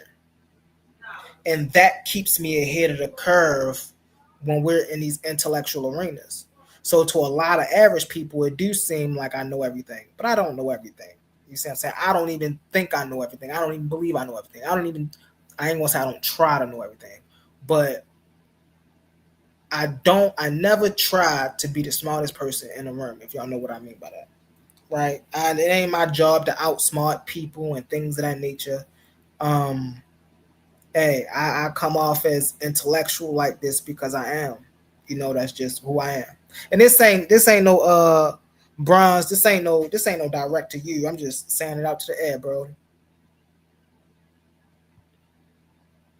There are certain aspects of our reality that cannot be proven objectively. It has to be experienced personally. The experience can't be transferred, just failed attempts of explanations. Here's the thing about that, right? Um, you're absolutely right. There are things in our reality that cannot be proven objectively. However, there are things in our reality that can be experimented on and proven indirectly, right? And so, just like for an example, um, dark matter or gravity, right? Um, we can't directly, objectively prove that, but we prove it by seeing the results of what it do. So we can indirectly prove it. You see what I'm saying? When it comes to subjective experience, we can't test or we can't prove that subjective experience is objective, but subjective experience is most definitely a proven thing. And I think that's where people get mixed up with even the subjective thing in of itself, right?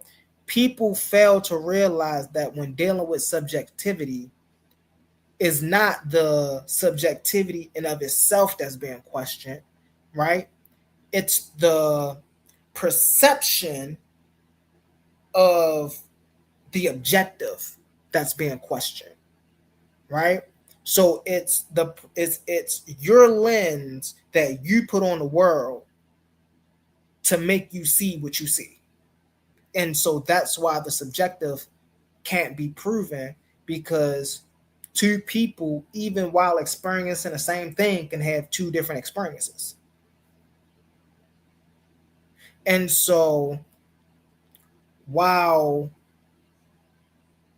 we can't say they didn't experience that, we know for a fact that their experiences was quote unquote real, in the sense that it had an effect on them. You see what I'm saying? So that's how we will break that down.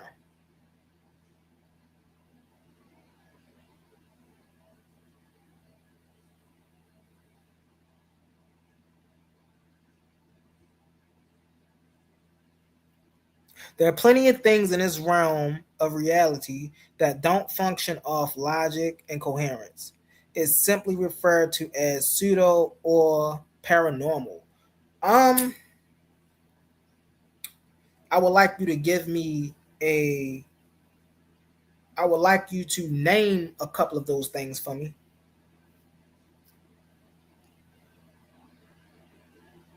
And I want to touch on this really fast. Um,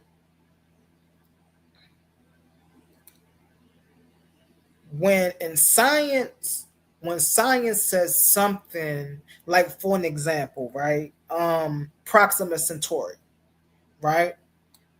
Oftentimes when you study this system, it'll say that it's beyond our understanding. Like it goes beyond our logic of how we know solar systems to function. That's not saying that that solar system is operating outside or different or breaking any laws of physics. That's not what that's saying. What that is saying is that solar system is introducing a new form of or a new study. It's producing something new that we haven't seen before, that we can now study, that we haven't had, or that we haven't had the chance to study yet. You see what I'm saying? So this is why I have to ask you, what are some things that function out of our range of logic that exist in this realm? Transcendental meditation. Hey, listen, I love me some meditation, man. I love me some meditation. Transcendental meditation, right? A lot of people like to put that in the spooky category, simply because I just don't think people know what that means, right? When people hear the word transcendental, right, they often think of going outside of themselves. Transcendental is dealing with your awareness. So you're not expanding some supernatural force outside of yourself, but you're expanding your sensory depth perception, right? So transcendental meditation is like, oftentimes we see it dealing with swordsmen, right? They can sense the space around them within their striking range.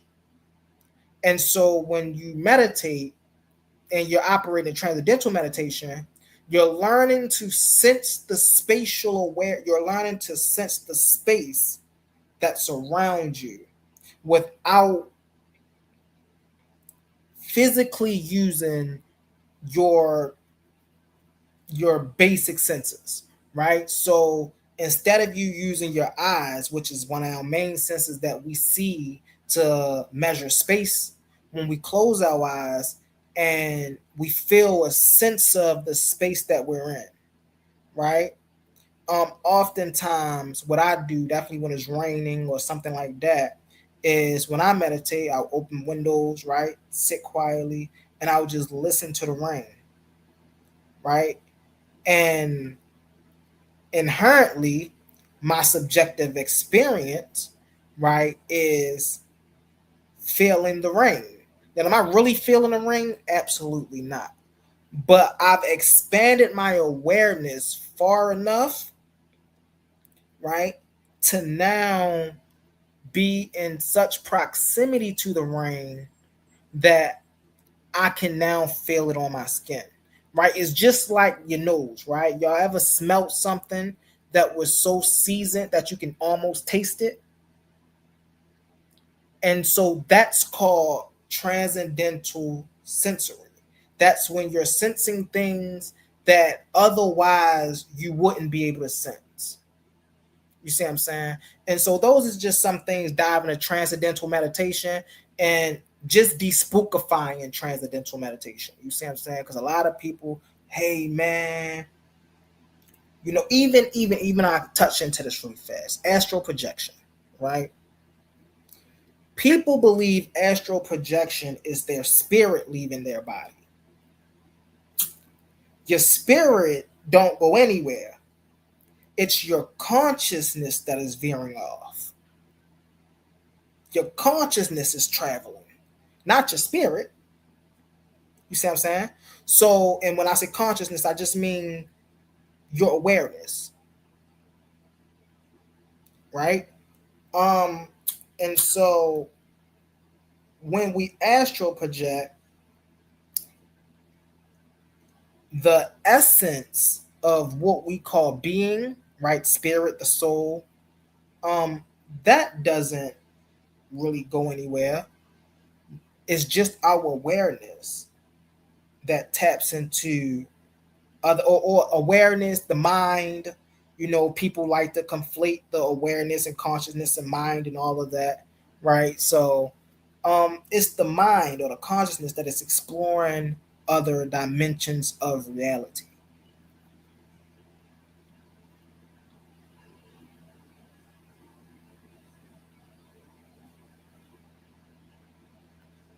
Heavenly realms are always the purpose of meditation. Hey, yo. Hey, listen. Well, when you get to heaven, um, tell Jesus and them they need to come back because their followers ain't doing them no justice.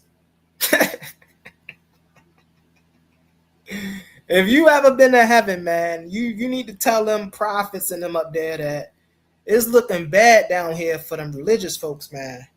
It's looking bad down here for them. So I don't know, Maxima, but if you ever been there, man, go back up there and tell them, hey, they need to come on. They need to come on back down here.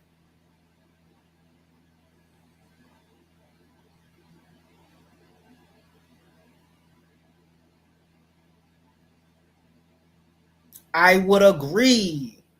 I agree with this. Language, and I don't even just want to say language because I don't want to put it in a general framework. I want to say the English language, right, is very limiting when we're trying to understand reality. And the reason I know this is because, and I'm pretty sure a lot of y'all know this as well, if y'all do y'all studies. When you go into other languages like Sanskrit, um, even Hebrew, right? They have words that you can't pronounce in English. They have words that in English we don't even have a definition for. So we couldn't even say it if we wanted to say it because we don't have a definition for the word. Right? And oftentimes this do injustice to study when you're studying ancient cultures and other cultures and things of that nature when you're doing anthropological work, because when you're transmitting information from one language to the next, then oftentimes because of your English lexicon, you get confound to certain words. So you might see a word in Sanskrit that means voidness, but because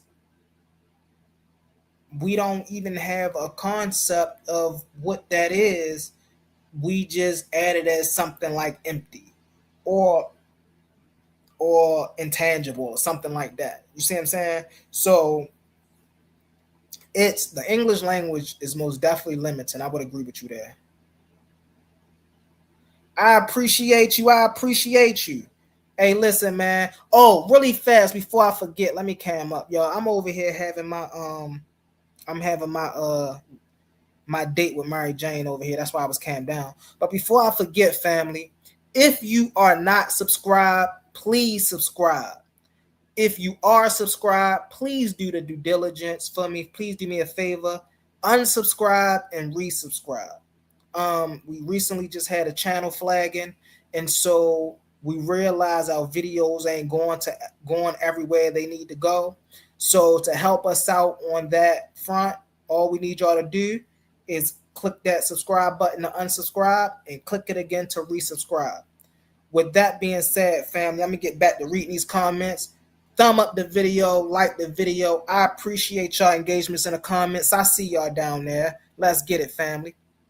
And I'm reading the comments because obviously, Cosmon and them, they scared to come up here. You feel me? People scared to come up here. So we gonna do what we do. I'm gonna give y'all a good probably another hour and 30 minutes, and then we shooting it off tonight, y'all. We calling it in early tonight.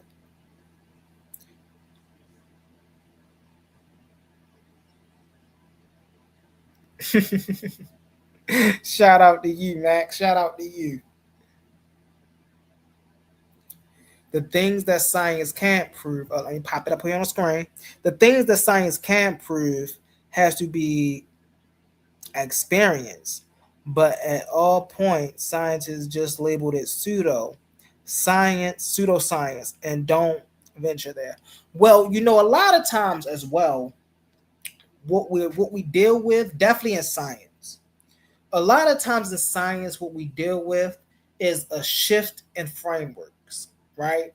Definitely when we're dealing with academia science, right? We're dealing with a shift in framework. And so whatever group is dominating the framework at the time, that's the group that decides what continues to be worked on and what continues or and what ceases to be worked on.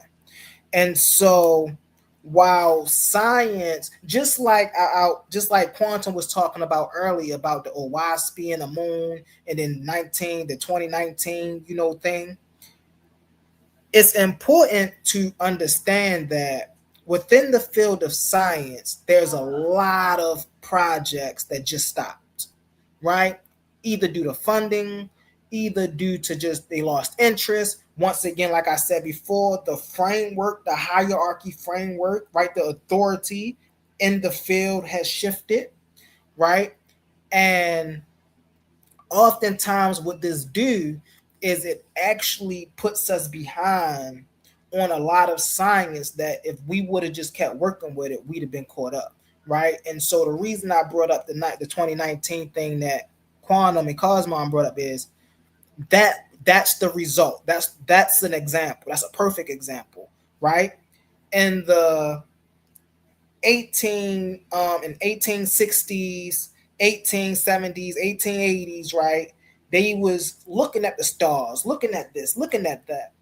And then at the precipice, something happened. And then it shifted the view from exploring the stars to warfare or to national security or to these other things, taking over other nations or accumulating resources. You know what I'm saying? And so back in those days when they took it away, by the time we got back, we was already so far ahead in other things. We just needed to catch up in science. So the 2019 article that Cosmon brought up, right? It was just simply saying that the astrophysicists dug back in the archives, did some studying, and found out or re-established something that they stopped working on back in the day. That's all. They didn't find nothing new. They didn't discover anything new. They didn't discover some thing out there. The moon was further, the moon was closer. They didn't discover something. They didn't discover anything that they already didn't know. That's not what the article was about. The article was simply about them now understanding, adding on to their knowledge that the chronosphere, right, go farther than they expected. That's all. And so I think that helped with what you were just talking about, Max, is right, that the things that science can't prove, right, must be experienced. And so there was a lot of things in the past that science was working on, but because of the shift, they stopped, and unfortunately, where they left off in certain places was just a pseudo It was just pseudo at that time point. You see what I'm saying? And what we see now is a lot of people are trying to re-pick that up without understanding that the science is pseudo. I'll give an example, right? Cosmon was talking about Cartesian physics. He didn't know it. He probably didn't know it. He probably knew it. He probably didn't know it. I don't know. If he knew it, he's being disingenuous. If he didn't know it, he know it now. But he's spewing out Cartesian physics. Science haven't validated Cartesian, and it's just like, yo, don't you know that that's considered pseudoscience now? Now, dealing with Cartesian physics only because it's already been disproven, right? There's people like the Cosmos of the world who come back and try to bring that back into the community. And because that information is so removed from our time frame, people will accept it because they don't even know that that was a thing in the first place. They think it's something new. Y'all know how my aunt, right? I got an aunt, right? And every time a new trend come out, the first thing she always say is, "Y'all think that's something new? We was doing that in the 80s. We was doing that in the 70s." And so that's the same thing as this science field, right? Oftentimes people bring something and they think is new, but when they really start studying it, they'll realize that, oh, this was something older. It just wasn't continued, you know. I appreciate you. I appreciate it.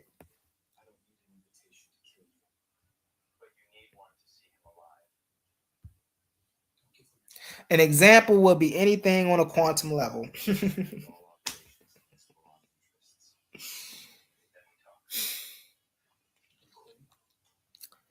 The quantum level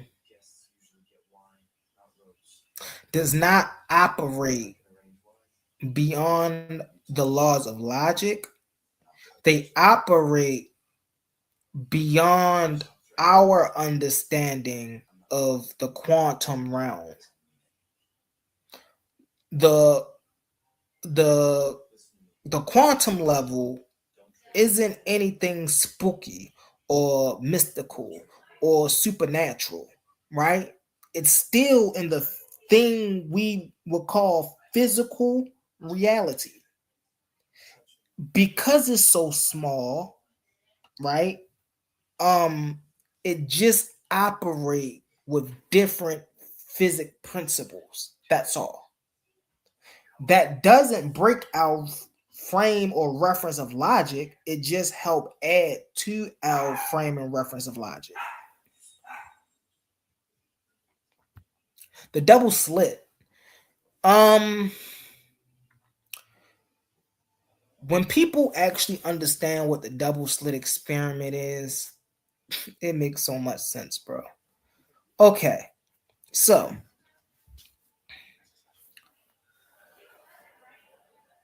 things are aware and things operate differently depending on their condition within time and space, right? So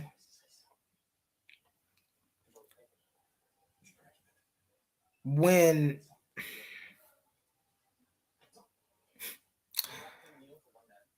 the particles are being looked at, the wave collapse into physical matter. When a particles is not being looked at, they continue as waves. Or observed. Let me use the word observed. Because I think Roy Chess is in the comments. I don't want him to, I don't feel like getting into a back and forth with Roy Chess. But when the wave is observed, it turns into physical matter. When it's not observed, it continues to be a wave. Right? Now, what's the proponent for the shift? Energy itself is not only aware, but energy itself modulizes itself to be able to contain the frame of reference of time and space, whatever that condition may be. Based off of that condition, energy, the particle, the neutron, whatever we want to call the thing, the particle, they normally call it a particle, but that thing operates differently based off of the condition of the environment that is put in. That's logical. Ain't nothing illogical about that. What people like to say that the hard problem of the double slit experiment is, why does it change? And is there a way to keep the particle a particle even when we're not looking at it? The answer to that question is, it depends on the condition. The issue with the scientists today that they're having is they haven't found a stable enough pattern, so to speak, to be able to make this shift, this particle, stay a particle even when it's not being observed. And that's that. I ain't even gonna put no more sauce onto it, but that's that, right? The reason the shift happened is because the condition also changed, right? And so that's logical. Out of body experience. Out of body experiences are, again, the awareness transcending the limitation of what we will call the self, right? The body, so to speak, right? And it's not it's not a spooky thing, because the consciousness is literally not going anywhere. That's the imagination that's kicking in. But the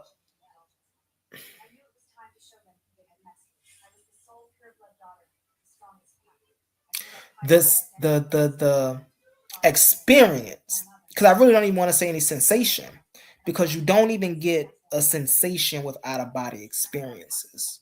You just gain the experience. You see what I'm saying? But the experience come from a controlled state of being and a wandering awareness. That's where that comes from. Now, once again, your awareness literally is not moving places, right? But your awareness is expanding. Don't look at it as moving around, but an expansion. So out of body experiences is just that, right? It's an expansion of the awareness.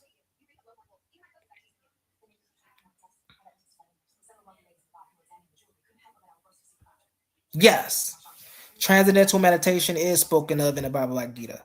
And that's because in the Indian tradition, yoga is used as a science of the body, right? And so a lot of people use yoga, once again, they use yoga to get to higher realms and stuff like that. Yoga is a tool used, how meditation is a tool used for self-control. Yoga is a tool used for body control, for ligament control. You see what I'm saying? It's to understand the physical vessel that you operate in. That's what yoga is for. Once again, is not to reach higher dimensions into the heavens or none of that nature, but it's simply for you to get familiar with really understanding the physical vessel that you're in.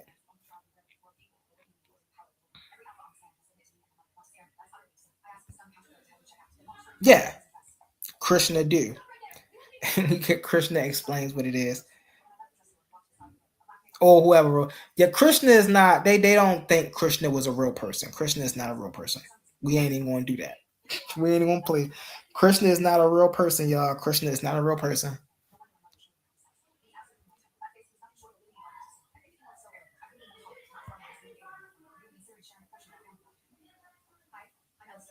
I know we dealing with atheists. And that's so funny, bro, because I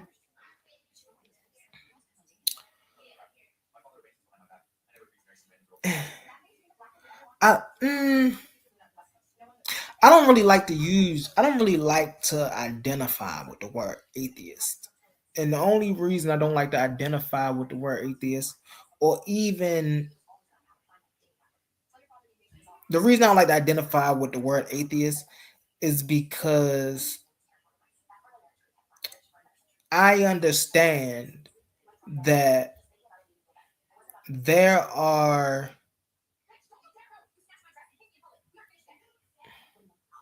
I'm trying to find a good way to put it. um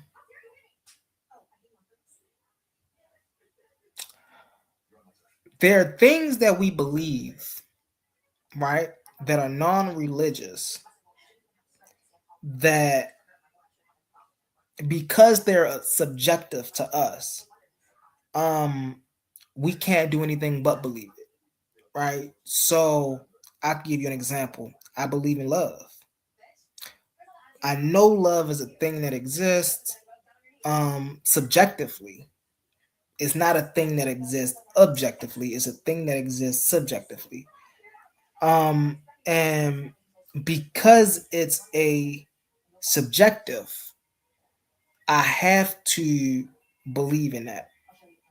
And so because I carry beliefs, I tend not to identify with atheism. Atheists be crazy, bro. I ain't gonna lie to you. Atheists be crazy.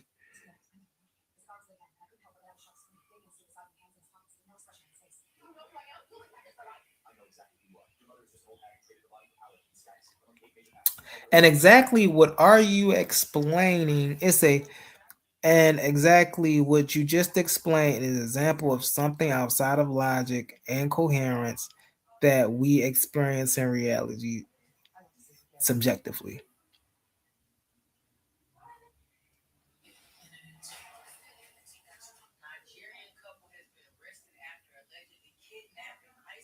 If it's subjective, we all don't experience it.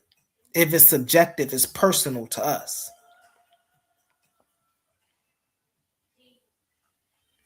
Um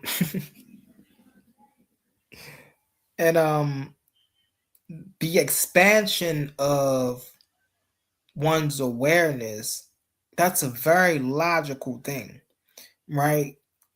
Oftentimes people fail to realize we lost a lot of our senses being civilized, right? Like, think about, if you can compare a civilized person, if I could speak in the form of man of a word, right? A person who live in a city, who live, in the industrial age and things of that nature, and you compare a tribal person, one who live on a land, live in the woods, get his food from the earth, and things of that nature. The tribal person senses would be 10 times better than the industrial person, because the tribal person is always in nature. So the tribal person is always using their senses.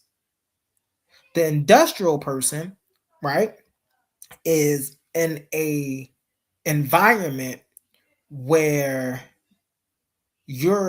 where you're getting smacked with a bunch of 100 million senses at once, all day, every day. And the uh, the civil person is only trained to pay attention to that which will keep him alive.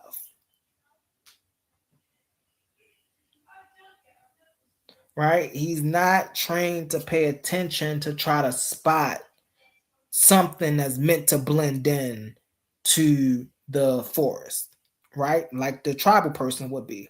The tribal person, when they're walking through the woods and the forest, their senses are heightened. So now they can smell something, whereas we might be able to smell something for probably a couple yards away. They could smell something for miles away. But that's because they heighten their senses. So heightening your senses is most definitely a logical thing. It's most definitely an objective thing. And it's a proven thing that we can do that. I mean, each of us hold our breath underwater at different times, right? We all got different lung capacities. That doesn't mean that we all can enhance our lung capacity. Granted, we're all healthy. Atheists are God's favorite people. Hey, yo, shout out to the atheists in the building. Shout out to the atheists. Which God? Facts. Which God? Which God?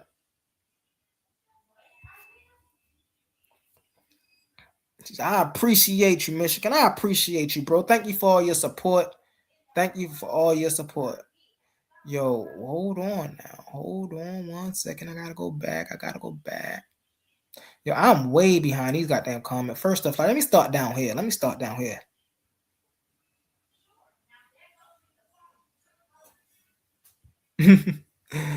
Hey, yo. Facts, I was ready to people up. Hey, yo, listen, we all was A1 at a certain point of time, bro. We all was.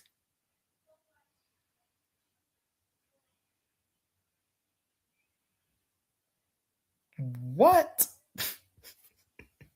Hey, yo, what homo am I talking about, bro?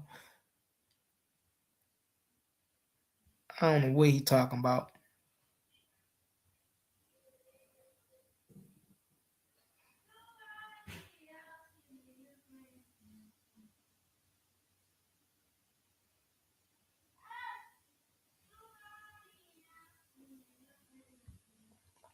Ha. That's funny. I know. I'm just going through the comments, man. That's how I'm interacting with y'all today.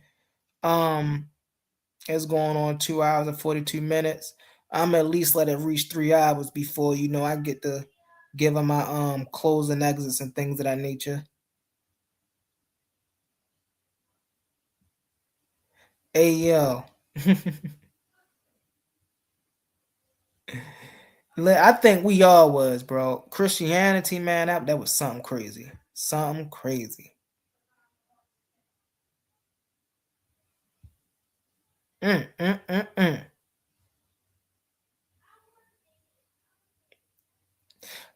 you look at this, when you just, man, when you just listen to some of the stuff that these religious texts just be saying, bro, it just don't be, it's just crazy, my guy. It's crazy. For an example, we was just talking about the Oaspe Bible, man. And yo, you mean to tell me that there's a creator that's talking to man, but man couldn't understand? The creator wasn't powerful enough to just make the man understand. He had to call his angels to teach the men how to understand. That's crazy, man. I don't get it.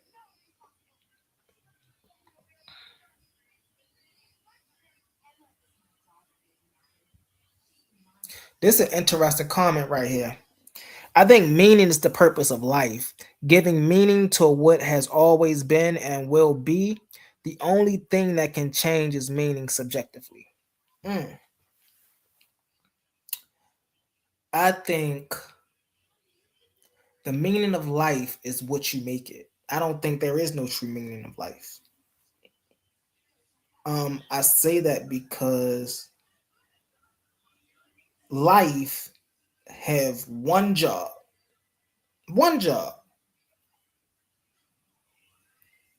to expand, to grow, to live, to survive, right? To thrive. That's the one job life got. And so I feel like because we are thinking, we are thinking creatures, right? Who like to attach meaning to things because without meaning, things become meaningless. We feel an obligation to attach a meaning to life or a purpose to life. When in reality, you will never see that. You will never see that, right? And people like to use, and I've heard this over the years as well. People like to say that we can see the meaning in life because of the harmony in life. Harmony and meaning are, or purpose, so to speak, are two different things. Nature can harmonize with one another and not have a meaning, right? And so that's why I say I don't think life have a meaning except for the one that we give it.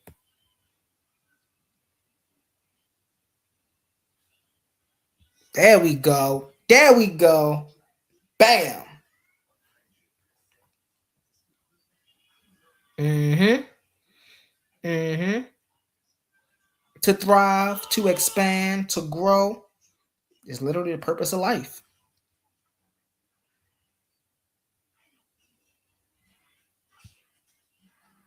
This is a fallacy.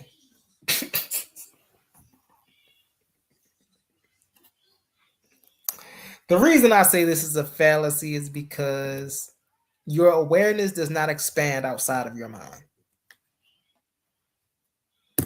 That's not a thing.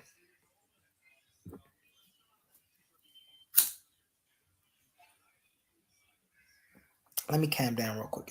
Calm down real quick.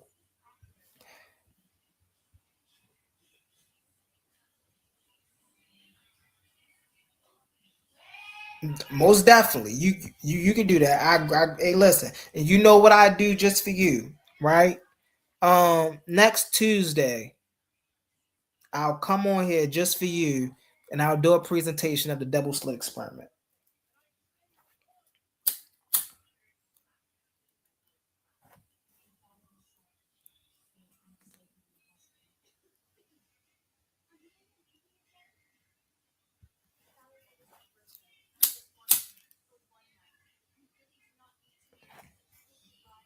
Look, I'm scrolling up now, and y'all add more comments. Ain't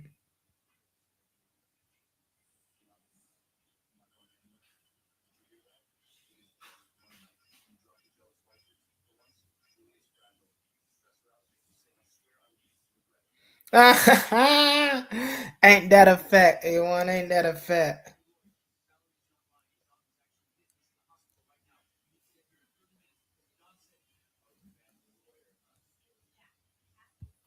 Mm-mm. You gotta know who them angels were in the Oaspe, but that's another. So let me share my screen because I don't think you was here with my presentation. I mean, if you was, then you know. But I'm gonna show you that I know who those angels was that we was talking about. Y'all see down here what it say? Oaspe by John Belu Newborough. This is the Oaspe Bible. So I'm gonna show you who those angels were. Okay.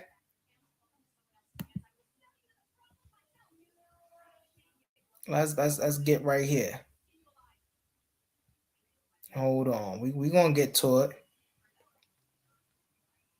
Where the angel at? Angel, all right, bang. Hold on. Angel, a spirit, man, or woman. The word spirit does not define whether man or animal, but is often erroneously used instead of angel. That's who the angels were. Let's see who the archangels are. Angels next in rank to gods, who dwell in a certain arcs in the Eretha, in a Etheria. They generally come in the dawn of a new cycle to give new inspiration to mortals. This who those angels was, bro. Apollo, the god to whom was assigned the duty of beautifying mortals in form and figure. See the index, he had many names as Seguya, Sogwa, Choo Choo. Your name was Choo Choo? Sudana. And so on. But the meaning is the same, whether in Chinese, Hindu with two O's is crazy, Greek, Latin, or English. Hey man, this book is wild, bro. Come on, let's see some more of these angels. Where they at? The Corporean, a man of the earth, in contradiction from an angel, who is a man of ears. They got the word crucifying here. That's crazy.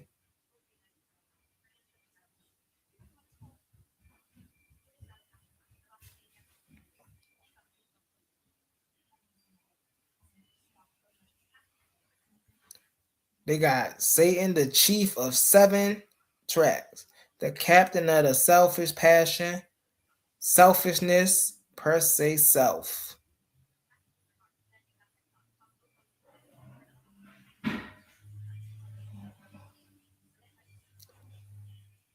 Nirvanian. Joe, this is crazy. Orion, ruler of the earth of the Etherian worlds. Isaiah, a Chinese prophet, bro. Hey, nah, man. Hey, Christians, y'all gotta do something about this.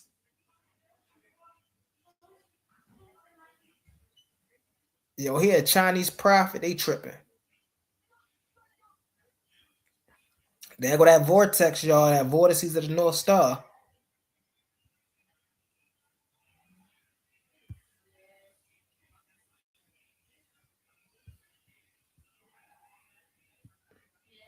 Erroneous called Zoroaster, a Persian lawgiver who lived in the cycle of Agapi, 8,900 years ago, the furthest back of all historical characters, both Buddhist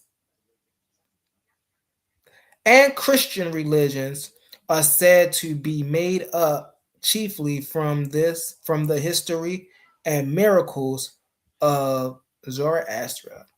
It was to obliterate such history that, yo, this is crazy. Cotulus, a Christian priest, burnt the Alexandrian library in the year 390, and for the same purpose and more effectively did 3 Christian monks again burn it in the year 6040. That's crazy.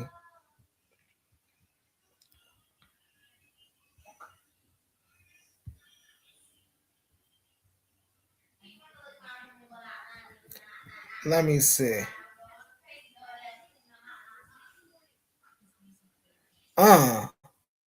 Jashu, like Caillou and Sakaya, was a lawgiver of subcycle rank. He was of Jewish birth and also in Aisu.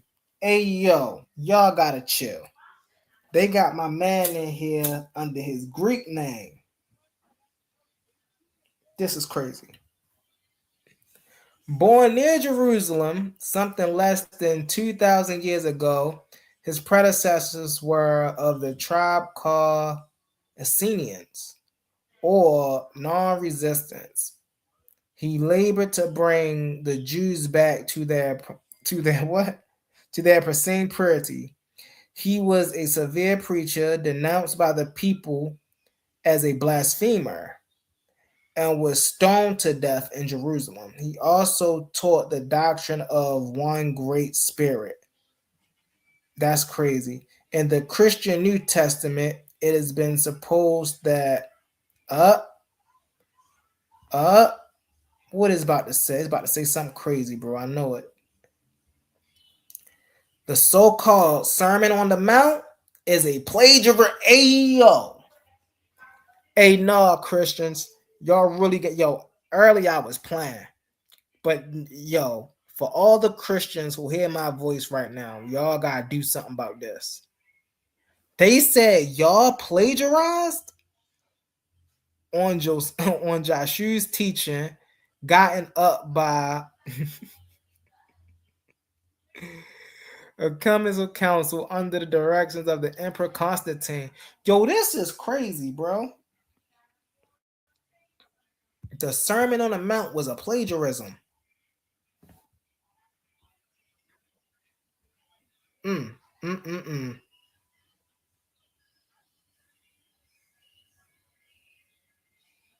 Hey, yo, that's a fact. That's a fact.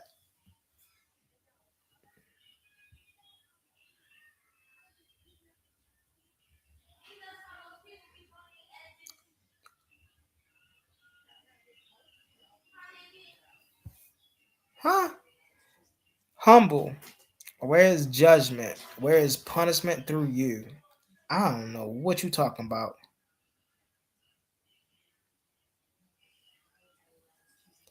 Hey, my man, Michigan, that's fire right there. I ain't gonna lie to you.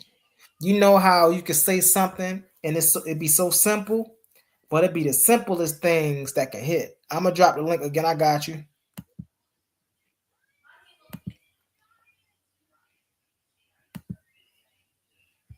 But it be the simplest things that hit the most.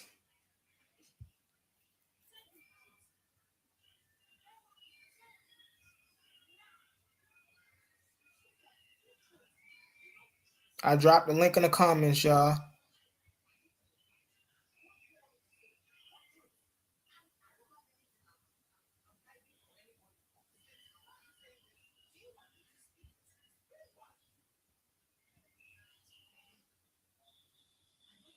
Yeah, bro.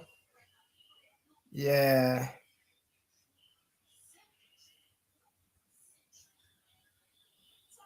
Explain abracadabra. The Oaspe Bible say that abracadabra is a I don't know, Omar man. A1, you want me to let him up?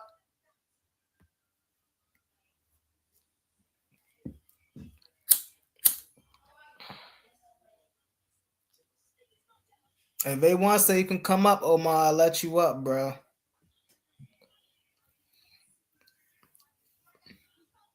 But according to Oaspe, abracadabra is a prayer.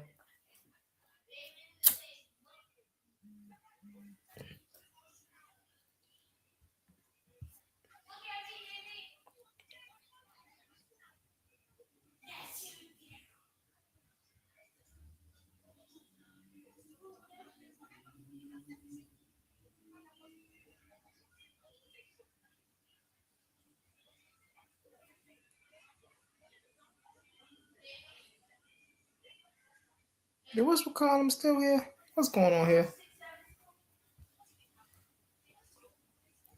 Hey, Juan, are you still in the comments?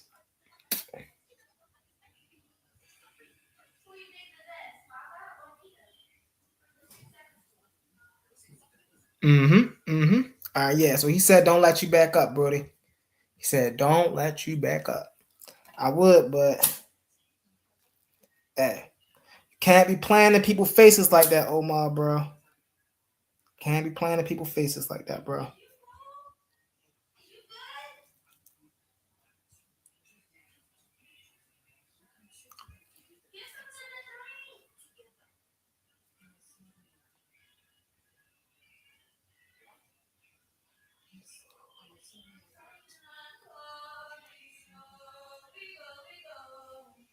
Hey, yo, these people are funny. It's knowledge, it ain't exclusive.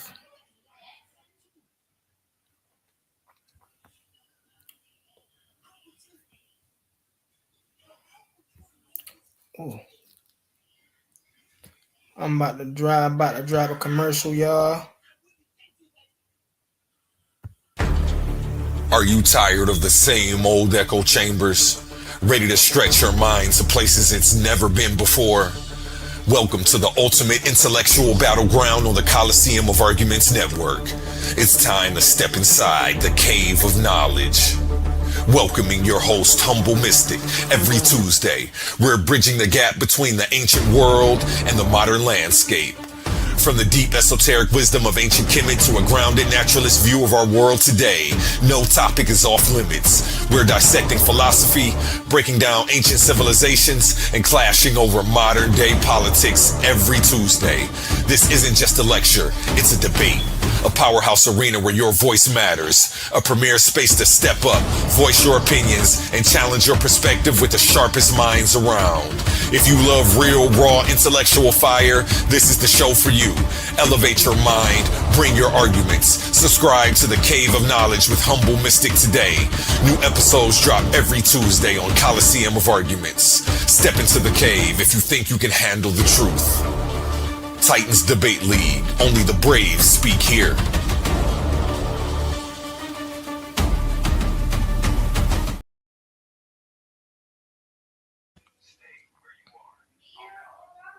Oh, what the heck? Oh, okay, so he's right there. All right, family. I appreciate everybody chilling with me tonight. I'm about to hop off, lay it down with my wife. She got to get up for work early in the morning. Hey, listen, I'm gonna be here tomorrow. Oh, hold on, I'll let you up, and then we're gonna hop out of here. What up? What up, Max? Yo, what up, Humble? I just wanted to say what's up to you, Mystic, say what's up to everybody in the chat and everything. Big up to everybody in the Coliseum, A1, Oli. You read a comment of mine earlier and you kind of misinterpreted what it was because I was saying that purpose, the purpose of life is to the purpose of life is to give it meaning because that's all that we do. And like everything that we experience existed before we were here to experience it. And without anybody here to experience all things, it's just here. There's no meaning, there's no purpose. But once life exists, the only purpose of our existence will be to give meaning to our existence and everything that exists within our experience. And that's all we do. We create symbols for things that makes it mean something to us. I think So we I can just wanted to understand clarify it. that that's the No, that's fire. That's fire, and I would agree with that because that's how we understand the world, right? We understand the world by symbols and insignias. You see what I'm saying? So right. every time we introduce something that we introduce, it's because we're trying to understand the world around us. We call it the world, but in a deeper level, we're trying to understand life. You see what I'm Right. saying? And so this is why, like, even the main reason I'm even a naturalist is because I said this in one of my other presentations, is because when I look back at my ancestors, right, all of their original traditions was steeped and based in naturalism. All of them were people of the land. You see what I'm saying? So Right. why would I continue to try to find some Eurocentric religion to follow? Mind you, ain't nobody in a religion that look like me. Instead of I can go to people who look like me and find truth there. It's all the same truth, so to speak. So what's the Yeah. issue for me getting it from the white people and then for me getting it with my own people? I feel the same way. I feel the same way. I feel like when it comes to knowledge, you should have a sharp enough mind to discern between what's true and what's false. Right. And when you have to take leaps of faith or whatever, like that's going to be based on your belief. But there's tangible, evidence for things that you can put together and say this is why this is true, and this is why this is false or whatnot. But Mhm. subjectively, All like right, it's all right. everybody's own experience is going to determine what things mean to them. So like, think what's hot to me could be lukewarm or cold to you. Mm-hmm. I don't know. I forgot where I was going with that. To be honest, Mm-hmm. I was trying to catch up to it, but I had to where I was going. I forgot. But But no, the last it's thing you said was facts. Subjective experiences, like you was just saying, what could be hot to you could be cold or lukewarm to me, right? This is yeah, our experiences. We can experience. I used that example earlier. We can be literally experiencing the same thing objectively, right? But right. our interpretation of that experience is completely different. And Yeah. so now Nah, we can't prove that our different experiences didn't happen. But what we can prove is that the objective experience had a different effect on me and you. You see what I'm saying? And so that's what I was going into earlier when I was saying that the subjectivity in of itself, nobody talks about when we're generally talking about something being subjective. We're not generally talking about the subjectivity within itself.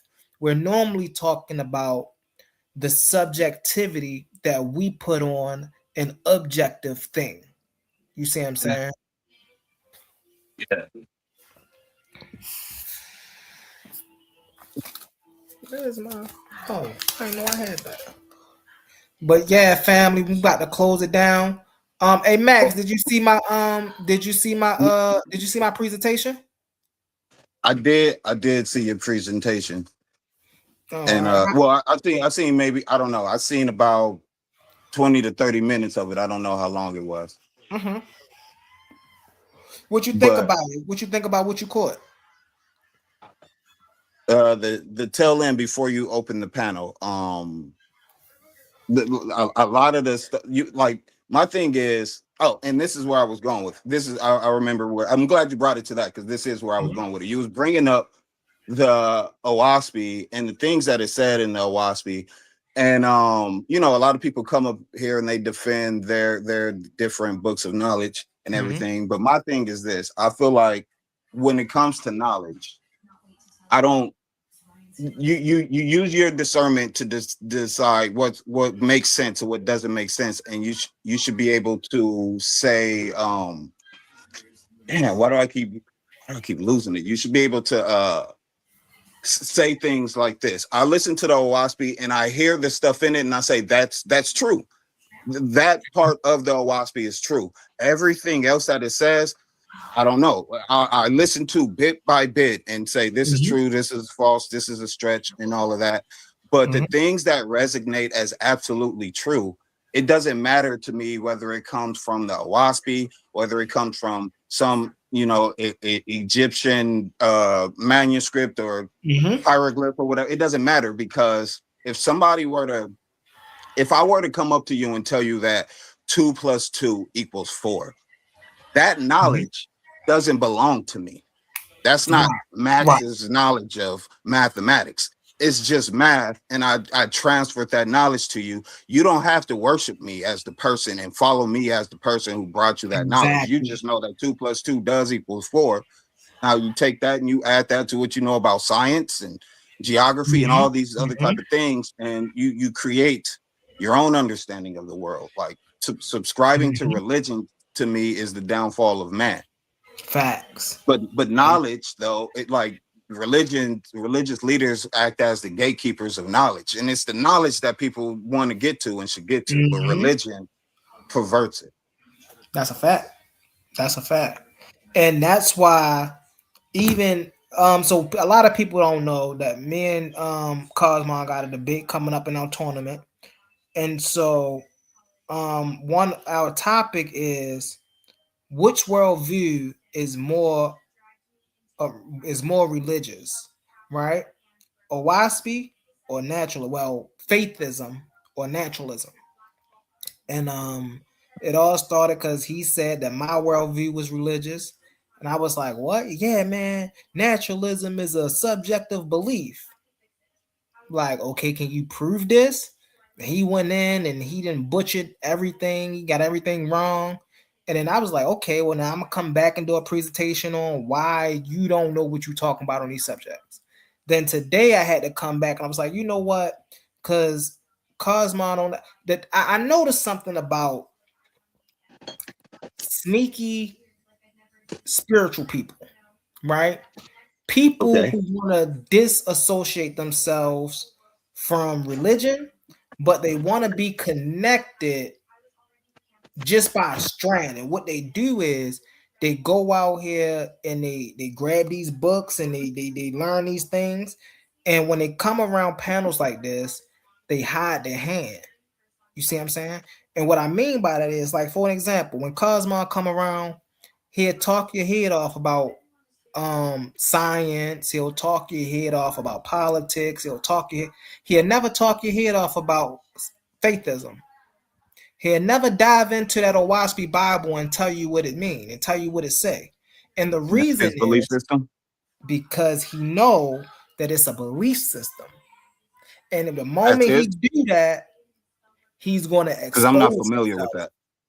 That's What? what he believes. Yeah. He believes in Oaspe and faithism. You said. Yes. So faithism is the worldview of Oaspe.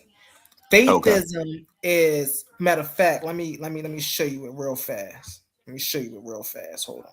I got you. So, and No. this is something else I had to expose about the brother Cosmo. He don't like he's way out of his league in these things. Definitely when dealing with me. You see what I'm saying? Because you gotta know what you are. So faithism is the worldview, right? Is the Yeah. worldview that believe in Jehovah as the formless, all-encompassing, and only true creator of the universe. This is what faithism is, right? A sacred covenant. They adhere to a formal personal covenant directly with Jehovah, committing themselves to a life of truth and service, right? It says the reunification of idols. It say the core of the covenant is a solemn oath to explicitly ignore and reject all other heavenly rulers, including those worshipped as God, Lord, or Savior. So this is faithism. Now, Now, question. Oaspe is the method. The Oaspe Bible is the method that the faith is used. Go ahead, brother. Go ahead. Can You I ask said a you had a question? question. Yeah. Yeah. What? So, because it says Jehovah exclusively. So, would Buddhists and Hindus not fall under faithism? No, because they don't worship Jehovah exclusively. So that's an exclusive worshiping Jehovah thing, Yes. faithism. Ex- Yes. Okay. Ignore and reject all other heavenly rulers, including those worshipped as God, Lord, and Savior. And Yep. that's the God of the Actually, Owaski, Jehovah. yep. Actually, hold on one second. Let me show you something. Let me show you something. Let me show it. Let me share this instead. Watch this. Can you see this? Very Watch small. It's this. very small. I I got you. can't I'm gonna read what blow it it up. says. I'll blow it up for Just you. I think if you full screen it, it'll be All right. sufficient Hold enough. on. All right. So Maybe not. I think that made it smaller. Dang. don't worry. I'm gonna zoom in for you. I'm gonna zoom in for you. All right, so it's back here. Watch this. I want to show you something real quick. Oh, here it is right here. Look, I keep flipping past it. All right, so watch this.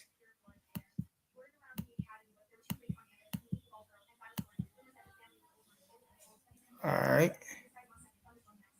Oh, hold on. This ain't that. This is the false gods that was going on. And man said, I'm the spirit. No. Let me see. First move book. No. I'm trying to find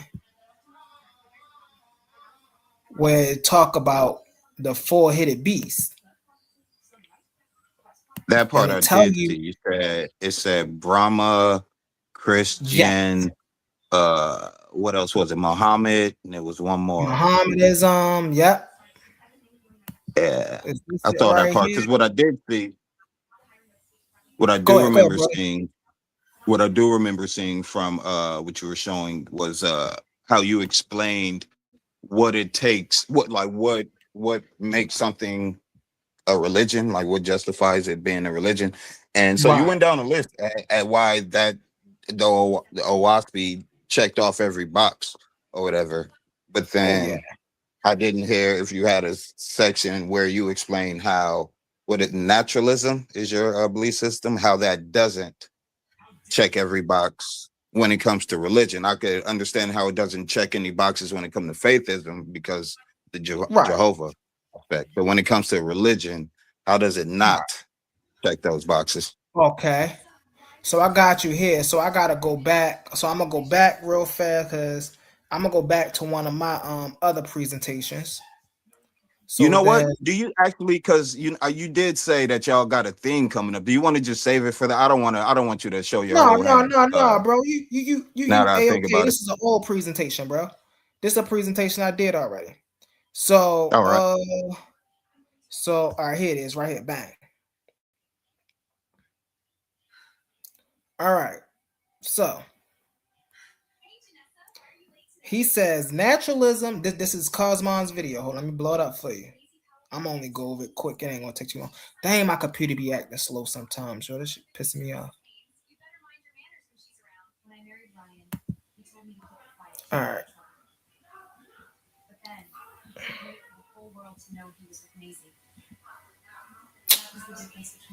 Why are you moving so slow? It's all good, man. We don't mind the lag. You're a very good orator of knowledge. So I appreciate I it. know it's not easy hosting the show, and you do it. You make it seem like it Right. is. So All you right. got So patience. here it is, right here. Here it is, right here. Okay. So he was saying that naturalism is a subjective belief. You see what I'm saying? So then I had to come, and so this is what philosophical naturalism is, the standard definition. A philosophical worldview asserting that all phenomena can be explained by natural causes and law without attributing agency to any supernatural forces. This is the Stanford Encyclopedia of Philosophy. Now, what is my methodology? Methodological naturalism. What is methodological naturalism? It's the principle that science and academic investigation must restrict itself to observable, testable, and natural mechanisms without asserting the existence or intervention of a supernatural entity. Sounds That religious to right me. that right there show you that it ain't religious. You see what I'm saying? Because you dealing with science, you dealing with academia, you feel me? You dealing with observable, testable, and natural mechanisms. You see what I'm saying? And the one But thing that's that the really belief make it system. non-religious, and the one thing that make it non-religious is you're not dealing with anything supernatural. So That's now, I don't, what? Go ahead. go ahead because I don't. I want to push back on that, but when you're finished. I No, want go to ahead, push bro. back on you saying Oh, that's not a religion because you can't just say just because it's not dealing with supernatural things that it's not religious because you could be religious about a whole world of things that's not mhm. supernatural. But the whole thing is this is the belief system, and we don't anything outside of this belief system we don't mess with it, and that's what it sounds like you just read, but just pertaining to science. And no, and Like so this is the that's belief where system. We don't believe anything outside of this system. We don't deal with it. We don't acknowledge it. That to me sounds religious. right. And so this is where I'm gonna do this really fast, and then I'm gonna show this. All right. So this is where I have to break down the difference, and I do that in here too. Hold on, let me get. I do that in my presentation too. All right, bang. Here we go, right here. Okay. So what's the difference between a belief system and methodological naturalism? Right. Number one, a belief system deals with personal convictions, intuition, and unverified faith, right? Methodological naturalism, which deals with reality, deals with empirical observation, testability, and peer review. You see what I'm saying? So the scope claims ultimate metaphysical truths. Stop strictly at the edge of what can be measured. You see what I'm saying? So we ain't dealing with dogmatic belief. This is another thing that Cosmon kept doing in his video. He kept using scientific language wrong, right? Or let me say it this way. He kept showing his level of knowledge when pertaining to scientific language when he kept using the word assumption and mixing it with the word belief. So, in science, as we know, the ones who actually dive into the realm of science, when hypothesis, when assumptions, when what's another one? Theories, right? When these things are being made, they're not being based off of dogmatic beliefs. They are being made off of an accumulation of information that allow them to make the statements they make. You see what I'm saying? So this goes back to what you were saying, right? When you was like, well, that sounds like a belief system. Well, it can't be a belief system if you're not believing in anything that you can't prove. You see what I'm saying? Sure. Do they start off as if we want to call them thoughts or ideas? Yeah. But to say that they're beliefs, that's a stretch. Now I want to bring this up really fast, and then I'm gonna let you get it in. Right? Hold on. All right. Can you see this? Yes, sir. Okay.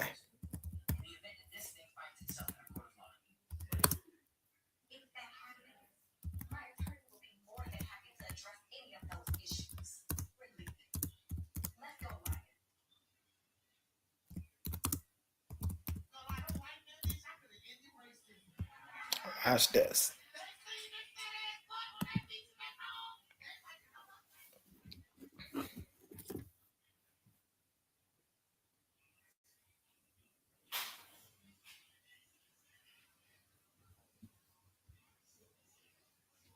Naturalism is best understood as a philosophical framework or worldview rather than a traditional religion or organized belief system.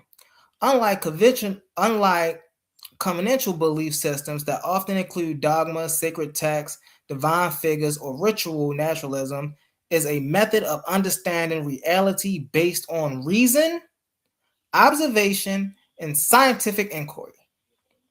Watch this. I got something else to show you. I did this earlier. Or watch this.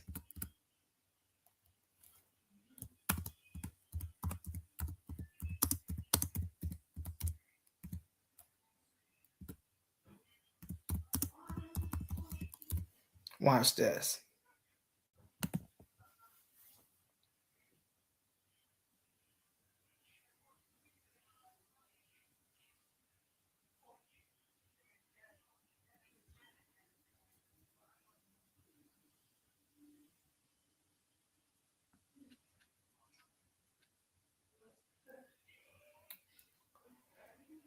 I hate when my laptop be acting all slow and shit. It's just And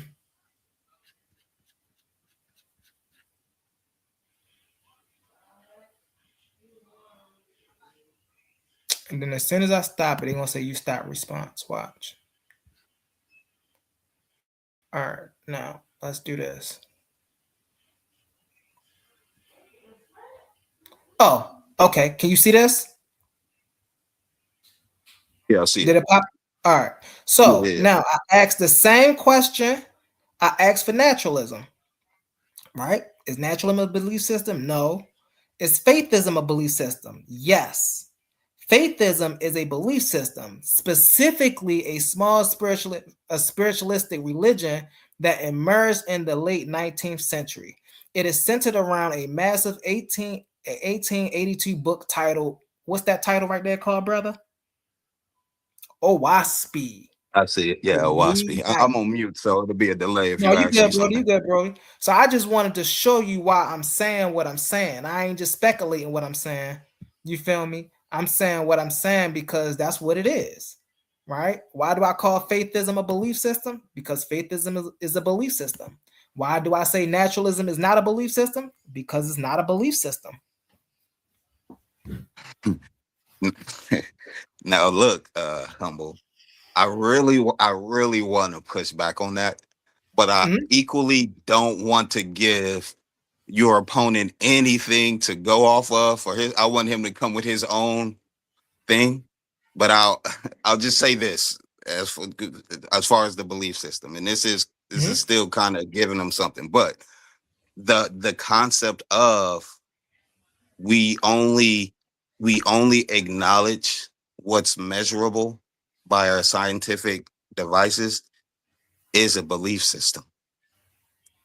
And so like just but look, because y'all think it's about religion, to take it away from religion and make it more about science.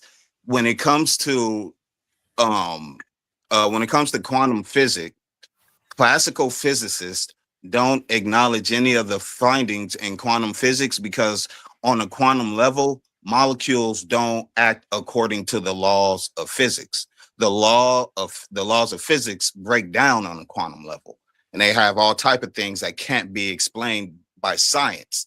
And so it would take another method of understanding in order to figure out the actual mechanics of the universe, because the quantum level is the seed of the universe, is where everything starts and flourishes from. So whatever is going on a quantum level, that's what's taking place on the level that we see, but we just get the expressions of what's happening on a quantum level. But so to say we don't acknowledge that means you're staying in that belief system of, oh, if we can't measure it, if it's not quantifiable scientifically, then we don't deal with it. So like that's my only thing, as far as I think both of y'all are coming from a we this is my like this belief system is a religion. And somebody put in the comments that I'm using religiously in a different way, which perhaps is true, because like I am using it in a sense that you could say somebody is religious about basketball, but then there's people who start religious cults about like Star Wars and stuff like that, and religious cults about all type of stuff. So like to me, religion is, this is our belief system and we don't stray from it, and we don't deal with people who stray from it, that type of thing. And to me, that's how scientists operate. I think the difference in what you're leaving out when it's dealing with religion, and yes, you can use religion almost in a sense of fanatic. You know, okay. However, one main thing, like I'll do this again, right? Oh, you said, but I'll pull it back up, right? Uh-huh. One main thing, when we deal with religion in the manner that we dealing with religion, right? We have to understand that we're talking about organized religion. So we're talking about you know what I'm talking about, Christianity, Islam. You see what I'm saying? Uh-huh. So in that sense, matter of fact, I'm just exactly on share screen. But in that sense, um, just keeping them just hid and hid, I would say the reason that naturalism even still would not be religious is because we're not dealing with anything that is supernatural. And this ramification, when we're talking about religion, we're talking about things that's dealing with God, spirit, heaven, prayer, things of that nature. You see what I'm saying? Right. Angels, things of that nature. Right. Yeah, I'm following you on that. Yeah. Well, I mean, well, because like with with science, who do you want to bring the comments up on the thing? Yeah, Melanie, I think, is real small. I'm on my phone, so it's real. Melanie, yeah, God I is got having structure, but having you. structure is not a belief. I didn't even read the next one yet. Yeah. Is not a belief system. But my thing is, it is, because in science, that's what you deal with is structure. But like I said, when you look at things like the double slit experiment, right? Mhm. It gave rise to what we now understand, or what we now understand to be the observer effect, Mhm. meaning just the simple act of observing atoms on a molecular level causes the atoms to act according to our, we don't know what you could say, according to our consciousness, according to our understanding of the world, or according to whatever. But we just know that when we don't observe atoms, they act a particular way that physics can explain. And then when we observe these atoms, in order to try to explain how they're acting that way, they act in accordance to how we would expect them to act. Science can't explain how that's taking place. But when you look at all of these, the like an atom on a molecular level, everything an atom it has 99% free space, no Empty space, no space. matter. Yeah, no matter. It's just a 1% of it. Less than 1% is the nucleus. And Mhm. but then when you go into the nucleus, the same thing happens. It's 99% of just no Yeah. space.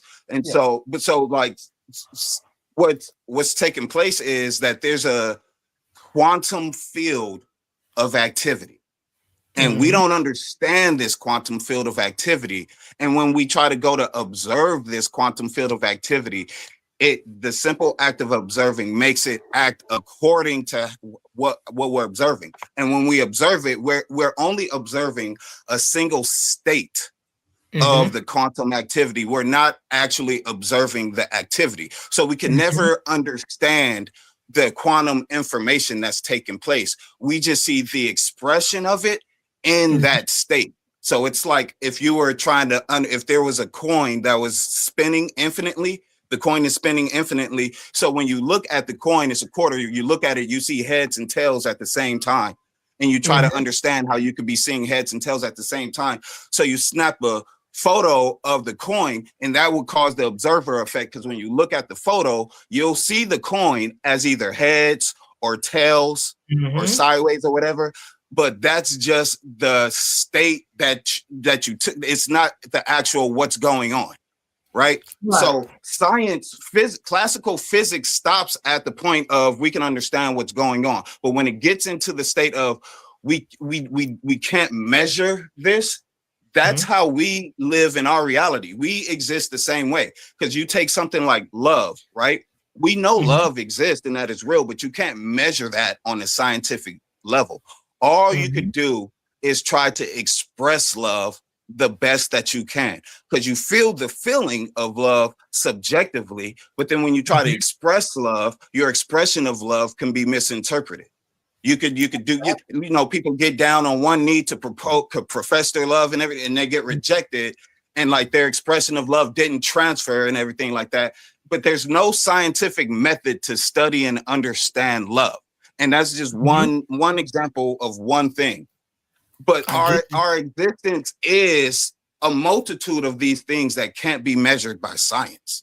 So the same Mhm. way that religious people who are religious say we believe in these spiritual things and we could care less about your science, and that's what makes them Mhm. religion, I say it's the flip side of the coin. When scientists say we look at what we can measure, and on the other side, that's religion, and we're not.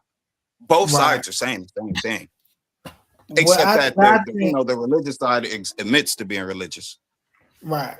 What I think the difference come into play here is one side, when they can't figure something out, they just give it to God. God did it, right? They're not even interested in figuring and trying to figure out what they don't know.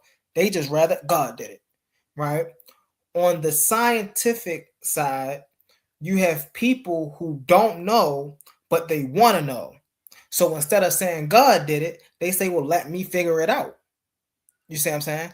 And so now that's on that note. Now we dealing with the double slit experiment. The issue with the double slit experiment the thing about the double slit experiment that a lot of people miss is the change in condition. What's surprised or what the scientists still can't figure out is how observation changed the condition of the experiment. It ain't about, see, a lot of people look at the observer effect and be like, oh, well, you see, this means that consciousness shifts things. No. The observer effect, right, is the study of how particles operate in conditional space. And one thing scientists notice is that the particle changed from the state of being condensed into a solid matter and a waveform based on if you're observing it or not. What they realized was the state of observation changes the experiment. The hard problem is they don't know why the observation changed the condition of the experiment, right? So they understand the fact that the reason it's changing from a particle to a wave is because the conditions is changing. What they can't understand is why observation causes an effect to the condition of the experiment with it turning from a wave or a particle. You see what I'm saying? So what scientists now are trying to do is they're trying to find some structural way to keep a particle whether they're looking at it or not. And they understand this is done through geometric conditioning. You see what I'm saying? So for an example, you know that light traveled through certain geometric patterns more efficiently than others. And so right now, what they're trying to do is find out which geometric pattern would allow a photon to move through it without collapsing into a wave while it's not being observed. But the issue even with that is if they introduce something else into the experiment, more likely it's going to change the experiment. So this is the issue that the double slit experiments or the scientists have with the double slit experiment. They're trying to figure out a way to measure this photon and keep it in the state of a photon even without observing it. How do we keep it in the state of a photon without changing the conditions so it won't collapse into a wave? That's the hard issue with the double slit experiment. Nothing woo-woo going on, nothing psychic or beyond our understanding, none of that. It's just they don't You just said they don't understand. So it's beyond our understanding. Hold on. They don't know or they haven't figured out yet what structure can lock a photon in place to keep it a photon.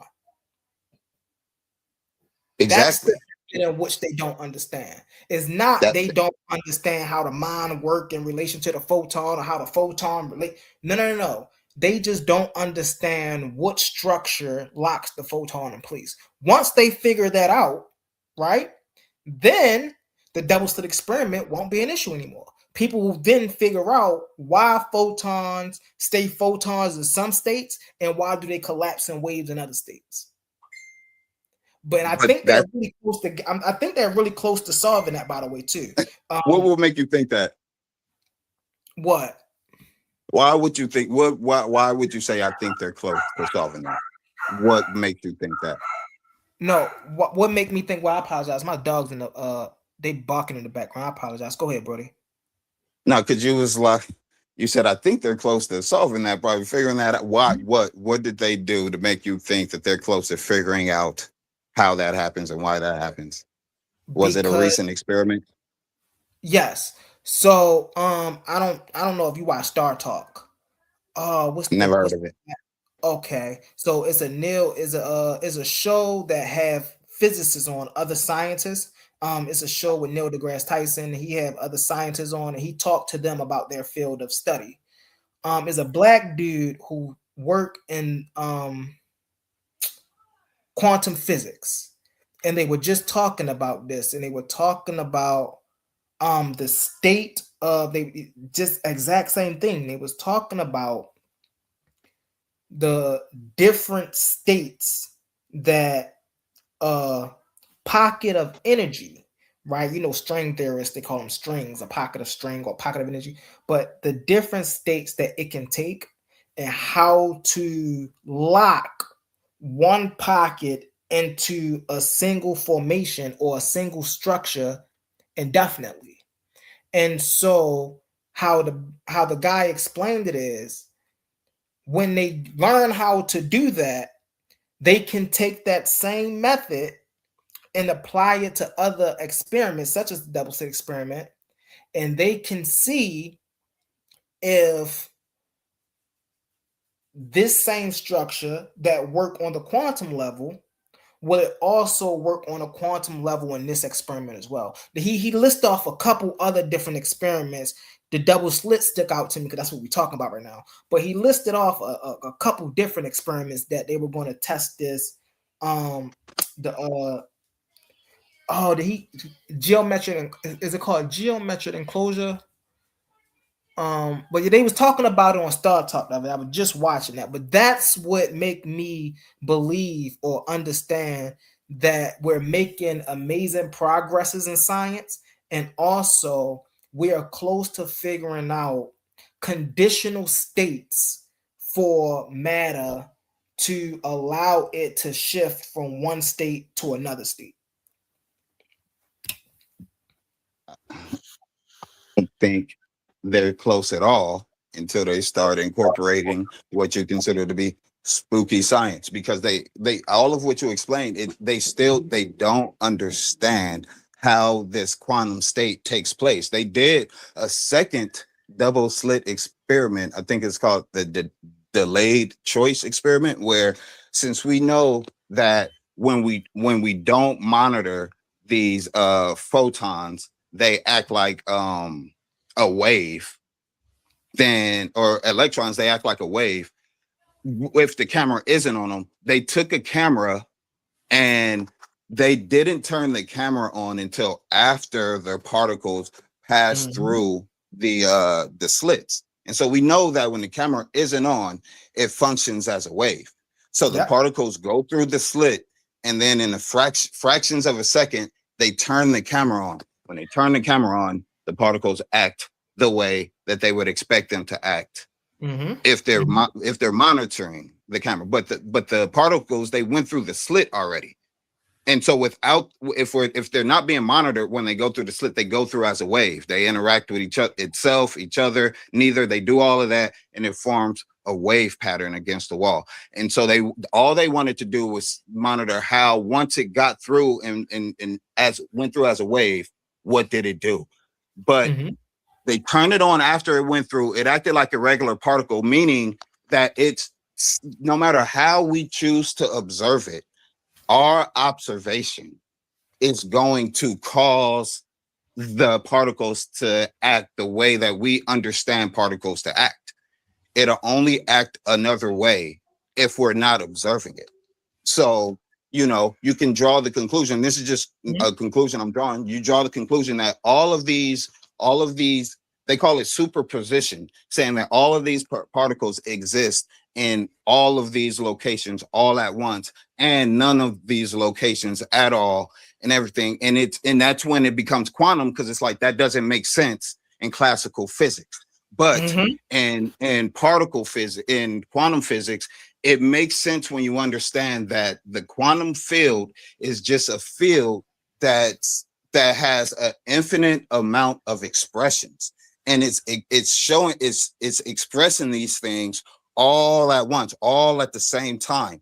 And the moment that we observe these particles, they show us the expression that our consciousness connects to on the frequency that our consciousness is on, and that's what we see. But Mm-hmm. ultimately, it's not just what we see, it's all of everything else. And so now when you come when you think about how we are as humans, if you come out, because they say these quantum particles, they operate outside of time and space. That's how they're able to be everywhere all at once and not at all. So if you think about how we operate and everything, and if you take yourself outside of human experience, outside of time and space, and you just look at one moment in time of a single person, you may see that person when he's angry. But that person when he's angry, that's just one expression of that person when you decided to cause the observer effect and see the expression of that person in that moment in time. But that's not the person in his totality. That's what we're doing when we look at particles on a microscopic scale.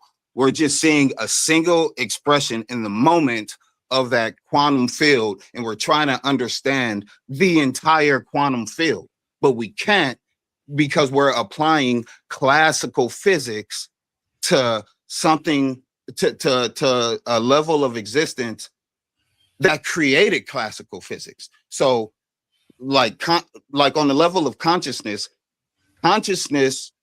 arose and created all of this cosmic manifestation and experience that we understand, and we understand it through consciousness. But when you take the things that was created through consciousness and try to explain how the nature of consciousness, you can't do it, because nature arose from consciousness. Consciousness didn't arise from nature. If consciousness arose from nature, you will be able to apply the laws of nature to explain consciousness. But you can't. But you could use consciousness to explain the laws of nature and the laws of physics. But when you stick to just the laws of nature and just the laws of physics, and you try to understand the other half of reality, which is consciousness, you'll never understand all of reality, because you're sticking to just one half of it, which is classical physics. You got to get into the shit that's considered spooky, the things we don't understand. That you have to. Once you understand it, then you see how they both go together: science and spiritualism, if you want to call it. I don't know. No, Consciousness, science, and consciousness is what I say. right. And so I'm gonna read something really fast to you, Brody. If I may, I'm gonna read something. Yes, All right. sir. Um, so the double slit experiment, right? We was just looking it up. I was just looking it up, right? And so of course we Uh-huh. know this experiment is one of the most famous fundamental experiments, right? One of the misconceptions of the double slit experiment is the role of consciousness, the observer effect, the misconception. Many popular science explanations claim that human mind, consciousness, thought, or deliberate watching is required to collapse the wave function and cause the inference pattern to appear. The reality in physics, an observer does not mean a conscious human being. It simply means any physical measurement, interaction, or detection that extracts which way information from the system. Even a blind imminent detector or a stray photon from the surrounding environment that interact with the particles will cause decoherence and destroy the interference pattern. Conscious has no special physical role in quantum mechanics. Watch this. I'm gonna land my plane with this, right? The differentiation in the collapsing wave in the particle is the changing of experimental conditions. Directly determines whether you see a wave-like interference pattern or a particle-like two-line pattern. In quantum mechanics, the physical setup is what you choose to measure, dictate the outcome. Measure and dictate the outcome. Specifically, the effect changes based on a few key conditions: adding or removing which way information without a detector. If the experimental condition is set up so that no device interaction or environment can tell which slit the particle went through, the system remains in a superposition and an interference pattern forms. With a detector, if you change the condition by turning on a detector or introducing an interaction that extracts which way information, the system loses its coherence and the interface pattern vanishes, leaving only two bands.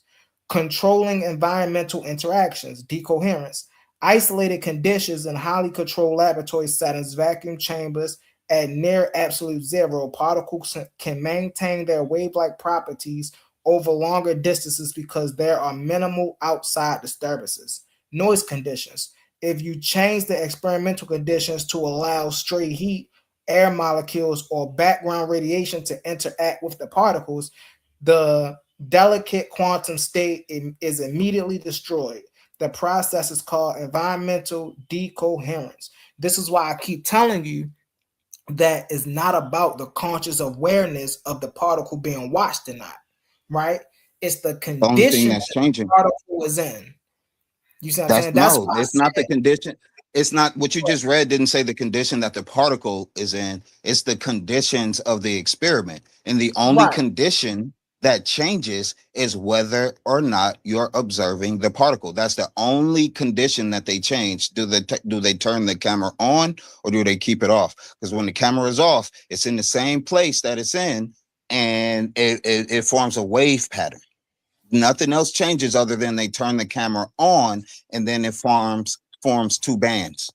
The, the So only read condition that. that changes is we're observing now. Go ahead. Okay. So now you do know turning the camera on and turning the camera off changes the experiment drastically. That's what I was just reading. Is like you was just saying. It's about the conditions that the particle is in. So even if you change, like I was just reading, right? Whether it is redshift being watched or whether it is imminent wavelength that is detecting it, it will still collapse. Why is this? It's because any device they put there is going to change the condition of how the particle operates. You see what I'm saying? So that's why they said it's not about no human consciousness or human mind, right? It's the state of condition in general, right? Whether you want to make, and so also I read something else that was important, right? So also what they're doing is they're doing isolated conditions in highly controlled laboratories, setting the vacuum chamber to absolute zero. What does this do? It allows the particle to stay a particle for longer without collapsing.